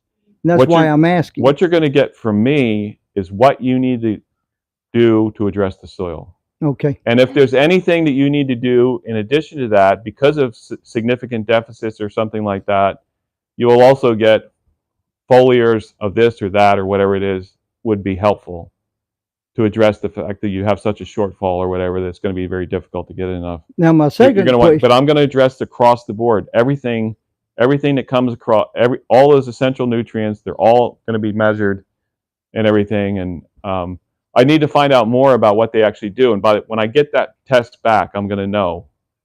You know, it says on their lime and fertilizer recommendation is included in the test. So they're just going to lime to a certain pH. Are they going to address what cations are actually necessary to balance that pH, or are they just going to tell you to put lime on? I'll find out when I get the test back. And then the fertilizers, typically they're going to just focus on NPK. They may focus on some boron, or sometimes they'll do zinc. Potato. A lot of a friend of mine told me a lot of the potato fields up here are excessive in phosphorus because potatoes use a lot of phosphorus, and they just got carried away on it year after year after year, just putting it on. A lot of these fields, they could probably stop putting it on, put some phosphorus solubilizing bacteria in the soil and some food sources, and they wouldn't have to put any on. Now, what about copper? I've got an 84-year-old man that lives beside of me. He goes out and buries copper pennies in his yard.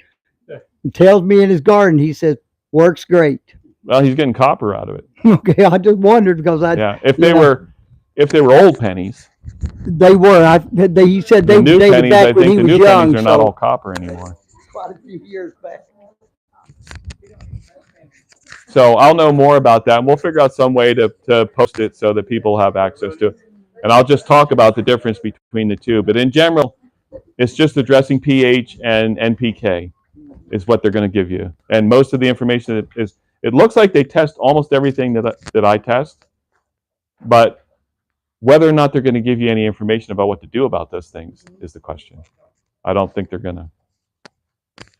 So how can we access the slides? Can we go to 3 Angels Pharmacy? We'll figure. With a thumb drive. Yeah. We can do them with a We'll put them on a thumb drive, and then we can put them on a thumb drive for you to just take. What's the audio site? Yes, but then what do we do? Yeah, but you have to You do look the at search. presenters with more on the comment. Yeah. Are you saying that you're the other testing site? I'm not. I don't do the lab analysis. What I'm saying is that the modeling that I use, there's actually only one lab left in the world that's willing to run that testing procedure because it takes more time and it takes more expense. Who is that? It's Perry Agricultural Labs in Bowling Green, Missouri. What is it? Perry Agricultural Labs in Bowling Green, Missouri. But they even run two different testing procedures. They run a different testing procedure for the university and for other growers. They only run what they call a professional report for Kinsey Ag Services. Neil Kinsey is the only living person that was actually trained by Dr. Ulrich who developed this model. He's the only person left alive.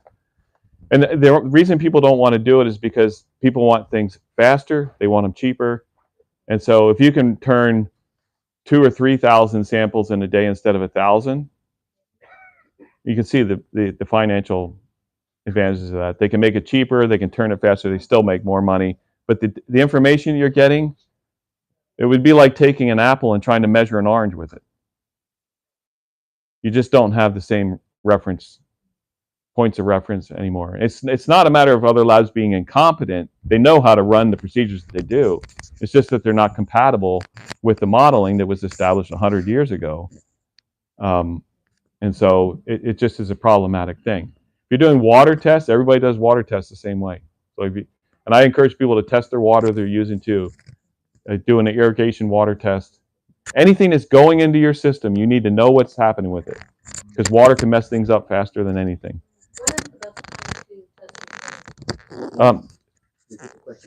The question was, what's the best time to test your soil? If you haven't ever tested it, as soon as possible. Generally, fall. In the fall, it looks its worst. In the spring, it looks its best. In the fall, you have the opportunity to find the product and get it applied and allow it to start, assimilating in. You don't have as much flexibility time-wise and those type of. And that's the big problem is accessing the nutrients necessary now. Most of the suppliers have gone to just NPK and the cheapest sources, and they don't supply the trade. If you're in places like California where they grow all kinds of different produce and everything, you can get just about anything. But if you move away from areas like that, there's a very limited access to resources. Now, it's my understanding that up here in Maine, you can get almost everything, because the guy I know up here who's been working as a consultant for 30 years said that it's pretty good. They still have it pretty good up here to get most of everything that they want. But some places it's extremely difficult, and you have to have it shipped in. Any other questions? So just continuation of that question, then you would suggest to do yearly checks on the soil, like check fall, apply, next fall you check if you need to apply. How often? Like, is there a limit? Like you said, 3-5 year until you get a handle of it. So every year of those 5-year period, you want to check the soil until you kind of get to the level you want it, or what would be the recommendation? Yeah, so I strongly encourage people. Remember, I just mentioned it as a die daily principle. So if you want to keep your soil heading in the right direction, and once you get it you get it in a good place. If you want to keep it there, you have to stay on top of it. When I was growing commercially as a market grower, I tested every 6 months, because the cost of the testing compared to keeping everything dialed in really good, it would be the difference. It may cost me a few $100s to do the testing, but it would gain me several $1,000s or more, and just that added productivity and quality in the process. So I recommend you continue to test. If you go 3 to 5 years, we get it in a really good place. You start to get a familiarity with the character of the soil and what's happening with it. Sometimes you can spread it out and go every couple years or every 3 years or whatever, but it's a process that you have to continue with. Otherwise, everything will go backwards. It's not something you fix and it just stays there. I got another question here, George. These minerals that we need to add back in once we get the test back, do you have like a place where we can look at, where's the best place to get those minerals? Some are going to be better. I usually recommend people to check with the local fertilizer suppliers that are close to them, and see what's available. And if it's not available, then just ask me, and we'll see where the closest place that I know you can probably get it from. I wish that as a church we had a whole network set up. We should have an agronomist, somebody that understands agriculture and soils and stuff like that. We should have one in every district. We should have a network of supply where we could economically, co-op, so that we could economically access supplies and minerals and stuff like that. We just don't have anything at all. But it would be wonderful if we did, because we're losing the ability. The second biggest problem I have is the question you just asked. Okay, where do I get this stuff? And so it's becoming more and more of a challenge to do that, because the world's moving away from the right thing, not towards it. And so we need to be moving towards it. And it may come that we have to. I have stayed so that I don't sell anything, because people get the idea that, well, you're just telling me to put this on because you sell it. And so I've just stayed away from actually, carrying anything to sell as a result of that. But what you do offer, though, is as opposed to me getting a report, because like I've gotten water reports. My husband's he's an extremist in that end, and we'll pay $1 gazillion to get a water test, of which 90% of it, we don't even understand what the jargon reads. However, what you're offering, and it's okay to be, say it, what you're offering is, I'll take that sample and I'm going to tell you exactly what you need to get your soil to be balanced, is basically what you're trying to convey. Yes. That's basically where And it's down to. you would not imagine how many times people call me up because they thought, oh, well, I can get this cheaper here. And what they don't realize is they get the lab report back and there's no recommendation. They have no idea how to read it. They have no idea what to do with it. And then they call me up and say, could you help me with this? And they're willing to pay me to do it, but can you help me with this? And then I have to tell them, I'm sorry, I can't use that lab data. I've tried. And I'm telling you, there's differences. I don't have the time to go in and explain it, but I've tried to use other labs' data, and I'd say 75% of the time I recommend wrong, because the numbers are so different and they mean something. So I don't know what the reference numbers are. They don't know what the reference numbers are. They're using the reference numbers I used with a different analytical process. And this is what's caused tremendous problems within agriculture. There's tremendous confusion, and there's cynicism and negativity towards even soil testing and everything. And so people have just gone to, the most basic of things. Even farmers that take soil tests, I could tell you some stories on that, but they take soil tests, send them in, they come back, and they do what they're going to do anyway, because they some of them, they get it for free. One guy, if you send a soil test in, they give you free lime. And so every year he sent a soil test in, they say he needed 2 tons of lime. The next year he sent it in, they said he needed 2 tons of lime. So whenever he needed lime, he was measuring it himself to make sure he actually needed it. He said whenever he needed lime, he had a bucket of old yellow clay that he took out of a fence hole when he was putting a fence in. And he said, I just take some of that, put it in a bag, send it in, and they tell me I need 2 tons of lime, and I get. Oh my.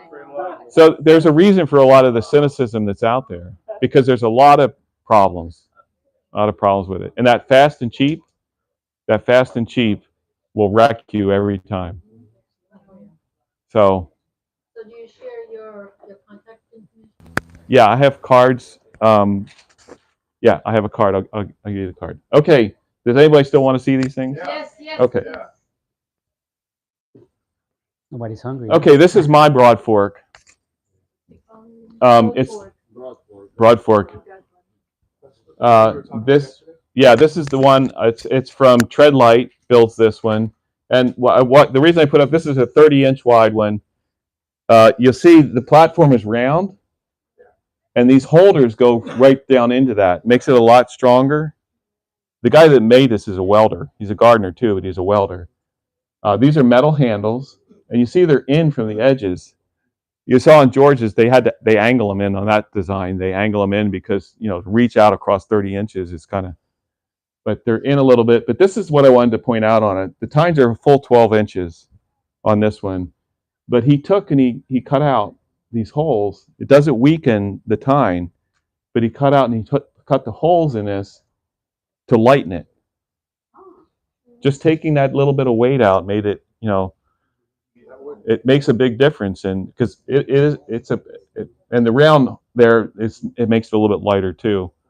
The only thing I wish he would put on is some, stepping on this thing, up across the top here, we have to step. If it's a little damp from dew or something, and I'm out there and you get wet on your shoes, you get up there and you start slipping on it. Some mesh just welded on there, some expanded metal just welded on that top there. But that's the one I use. I really like it. There's other models out there besides the one you saw, the one George uses. There's other models out there. There's deeper ones than that. There's shallower ones than that. But I've had about 5 or 6 different broad forks, and this is the one I like the best after using several different ones. They go even deeper than that, but you really have to have your soil work with you. You'll really get a workout if you try using an 18-inch deep broad fork. I've watched people on it jumping on them and stomping on them, and it takes you 5 minutes just to get the 18 inches in the ground. Then it'll take you another 5 minutes to pull it back. If you get your soil really good, so that when you're putting it at 12 inches, and it's rocking back really easy and everything. Then if you want to go to that deeper one, the deeper you can go, the better. But my thing is, if I can keep that 12 inches and I address the soil fertility, that's going to start structuring that soil, and it'll start taking care of working down deeper and deeper for me. Okay, can you see those okay? This is summer squash here. It's growing up a bamboo pole. It's at the top of that, this cross brace here in this high tunnel, that's at 9 feet. This is how we grow our summer squash. Now, I want to get the most out of the space that I'm going to manage, because I want to be able to do everything I can possibly do for that space. And I was a market grower too, so I need to get at least $1 a square foot from every square foot that I grow in, including paths and everything. And this squash produced at $3, 3 for $1, produced $4 a square foot. So there's 43,560 square feet in an acre. So you're talking about $175,000 an acre if I just grew squash on that. And we use these. I put over in this picture over here. It's a ladder tie. It's made of rubber kind of, and I wrap it, bring it around the plant, and just tie it to the pole. The pole's secured up here. You can put a T-post in the ground and put something taller. If you want to go higher than that, you can use a T-post as well. You don't have the high tunnel frame like I have here, and you get that at like a landscape supply or arbor supply type of place. But this is what we do. We try to grow everything we possibly can up. This here is sweet potatoes.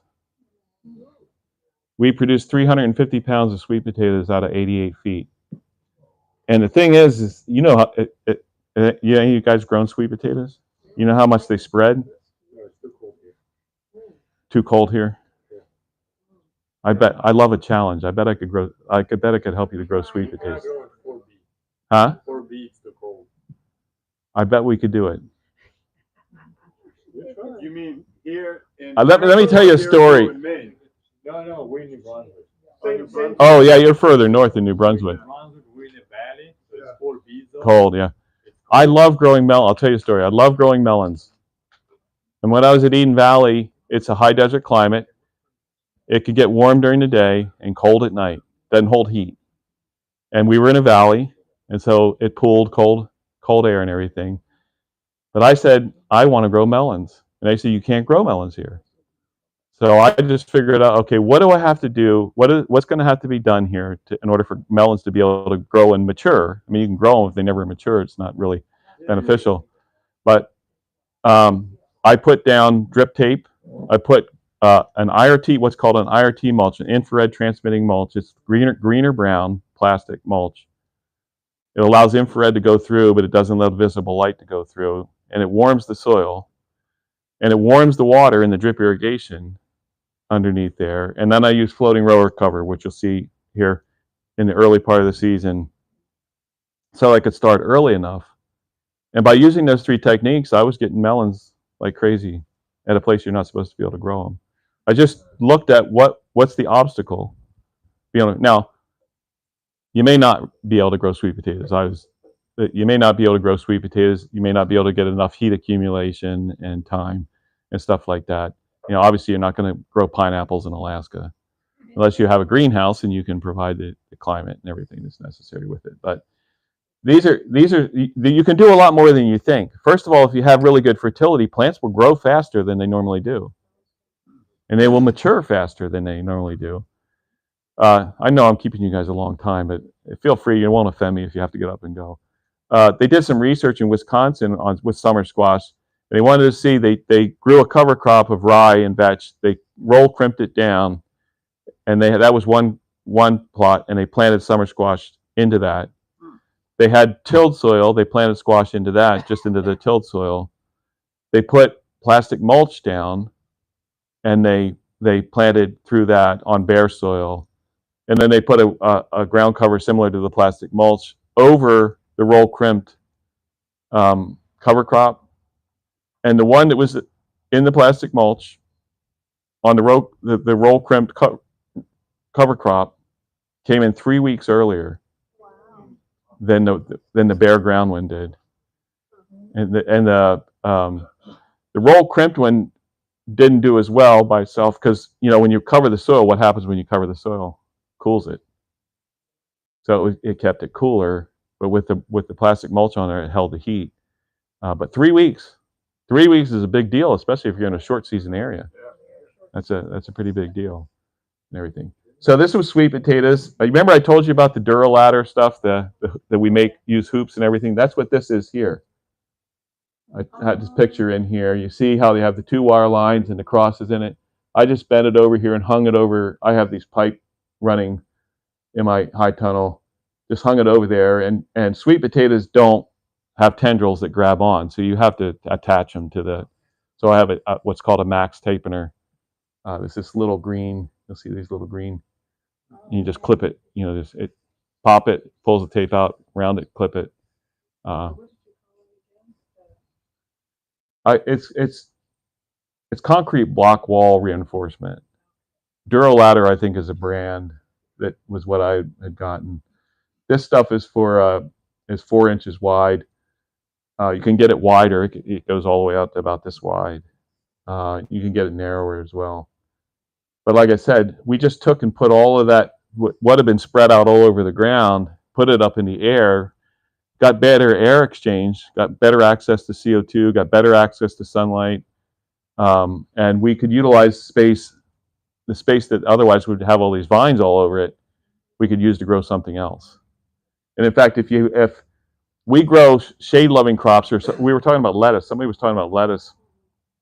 We'll put shade-loving crops like strawberries or lettuce, spinach in the hot part of the season. We can put it down. Let's see what this next picture is. We could put it down. This here is our pole beans, green beans, growing up bamboo. Here, this is carrots here. Over there is the other side of that bed, and that's spinach, and there's beets further up there. So in the one bed we have in the middle, we're growing up with the other stuff. We've got other stuff growing down the sides. And we can actually, in the same time frame, we'll harvest all of this side out, plant another row of carrots, or it could be onions. It depends on what time of the season it is. And then by the time we're taking this out, we plant another row of spinach and another row of beets. And you can get a lot out of a little bit of space if you just learn how to manage it well. But we just grow those up, and that's from last year. I don't know if I have a picture. This is cucumbers from this year, and I'd asked my wife to take this picture so you could see how we supported. This is on what's called the clipper system. You see all the cucumbers there.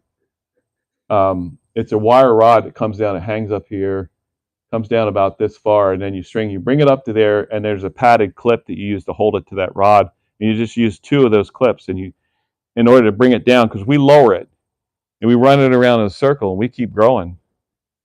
What was a school up in Canada there? They grew tomatoes, the same tomatoes, for 3 years in a row straight before they had to take them out. As long as you can keep the soil healthy and the plants healthy, these plants were intended to grow perpetually. They weren't intended to be grown as an annual.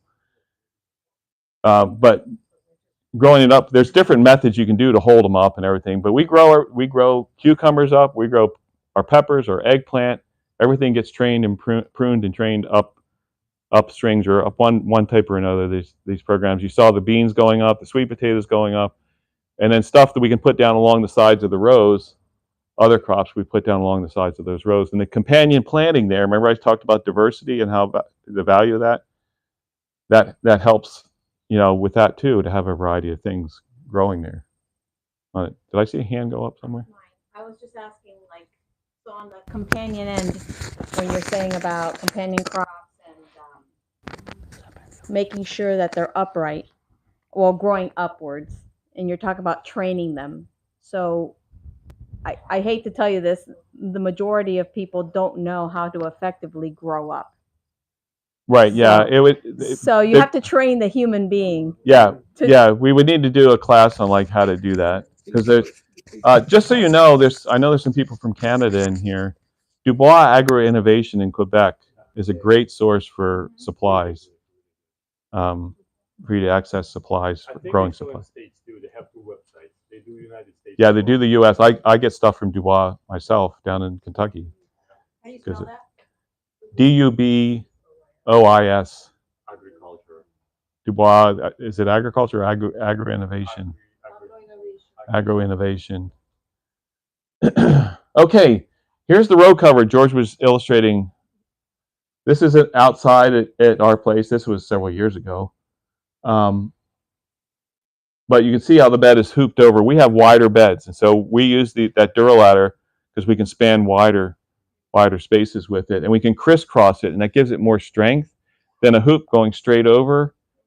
Sometimes people with the hoops going straight over, they'll put a string across the top to kind of help keep them in place, because if you get any weight on it or anything, it can tend to fall back and lay down. But and I'll show you in a minute how it's crisscrossed there. I've used PVC. What's that? I've used a PVC. Yeah, PVC can be used to make hoops. A lot of times people will put a piece of rebar into the ground and then hoop the PVC over it. You can do that too. The big thing is to keep it from wanting to rack over. Yeah. Oh, okay, so you're putting the coupling and putting a piece between them. Yeah. Yep. You can do that. Yeah. You can get a 4-way coupler to do that. What was I thinking about that? You can also do a string on it and take the string, wrap it around it, go to the next one, wrap it around it, go to the next, wrap it around it, and then anchor it like George was anchoring his floating row cover at the end. Anchor it so that it doesn't allow it to go this way. But for us, this is easier because we can just crisscross it and we don't have to worry about but we can put one layer, we can put two. This happens to be outside, inside the greenhouse where we already have the cover anyway. We'll do this as a second layer when we're starting early in the season. And we can put 1 layer of this stuff, we can put 2 layers of this stuff, we can put 3 layers. We just monitor the weather. If it looks like we're going to get pretty cold or something like that, it's no problem to keep it from freezing with this. What's that? 4 mil plastic. 4 mil poly. On the high tunnel? Yeah. No, this is floating row cover. We have used plastic and we do use 4 mil instead of 6. Sometimes we actually use the old plastic we took off the high tunnel. We just cut it into strips and keep using it. Can't leave it on the roof, but we can use it there. And we will use a 6 mil. The 4 mil is lighter, a little bit easier to handle it. Oh, that's the same picture. This is inside of it. And there's the hoops. And you see, they're kind of crisscrossed. You can't see it here. But we can adjust the height by how far we spread them out on either side. We can adjust how high we need it. If we want it lower, we can angle them wider apart. If we want it higher in the center, we just bring them closer. That's a drip system. That was 12. You mean in the drip tape itself? Yeah, the drip. That's 12 inches on that stuff. We don't use that stuff anymore. Do you find it work well? I don't use drip tape anymore. I use emitter tubing now. Emitter tubing is a heavier duty material, and we can use it for multiple years. This stuff, the drip tape, sometimes you can get more than 1 year out of it if you use a heavier, great gauge stuff. But it's for me, it's been harder to work with than just using the emitter tubing. You're cultivating, and you accidentally hit it and cut it and things like that. It's just a little bit more challenging. So we don't use drip tape anymore. We use emitter tubing. It waters well. I find that it only waters, let's say, every feet, I understand, but then it only waters a certain point, but the roots go further, and then I end up still end watering them. Well, this is where, when you're laying drip tape down on the bed, you need to know what the texture of your soil is and how much it's going to spread. In different soils, you're going to get a spread. The lighter the soil, the easier water is to move through it. It's not going to spread as much as as fast as it goes down.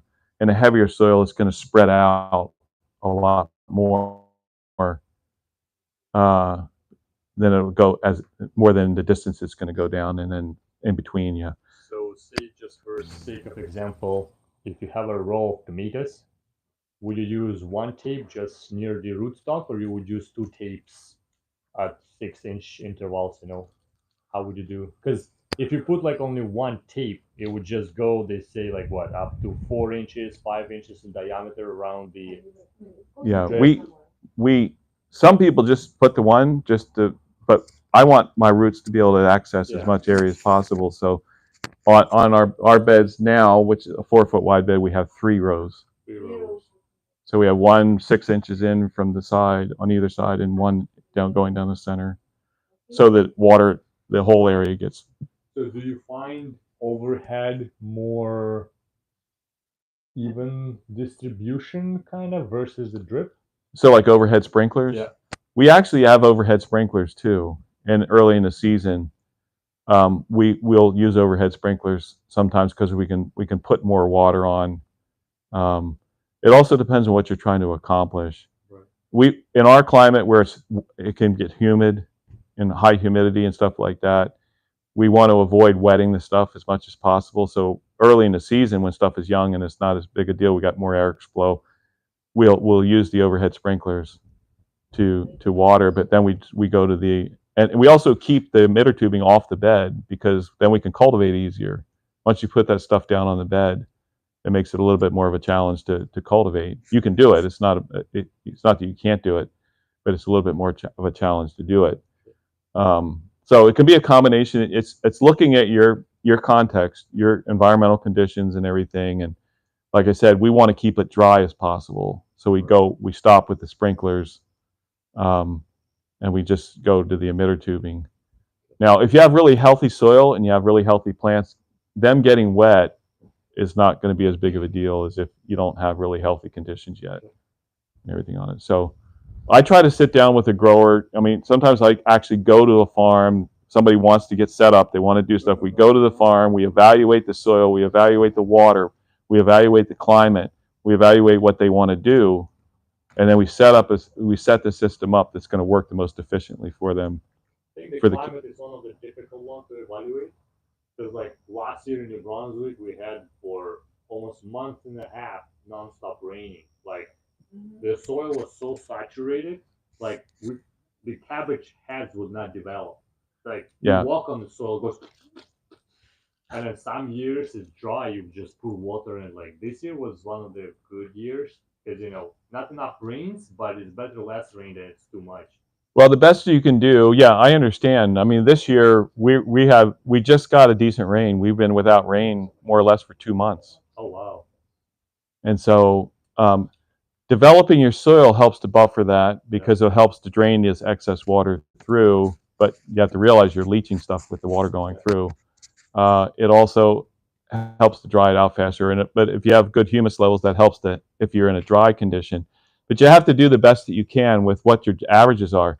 I don't even know what average is for us where we are anymore, because our shoulder seasons, our spring and fall, are all over the place. Mm-hmm.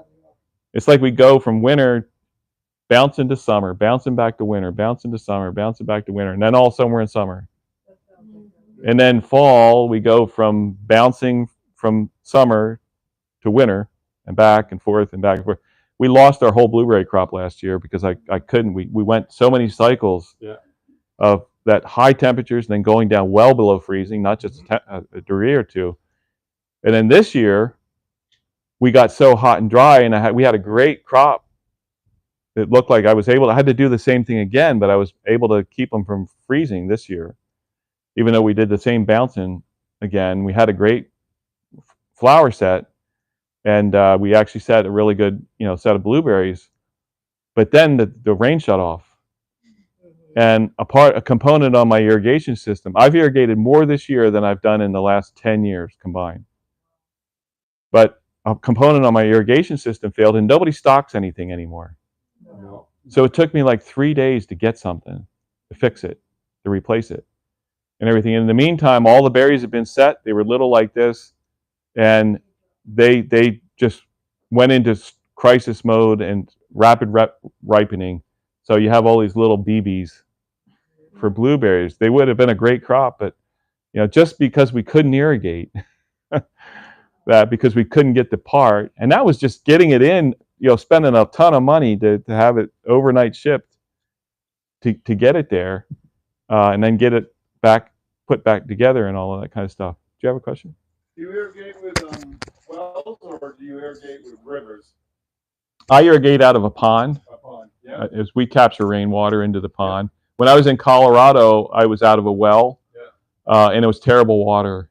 And in fact, God's had the pleasure of leading me to different locations to learn about things that I didn't realize I was ignorant of. I didn't even realize that I needed to learn it. I'd never thought about water quality, but since then, I guarantee at least 50% of growers have water quality issues that they're not aware of, that they need to be addressing, because it can mess up everything you're doing with the soil.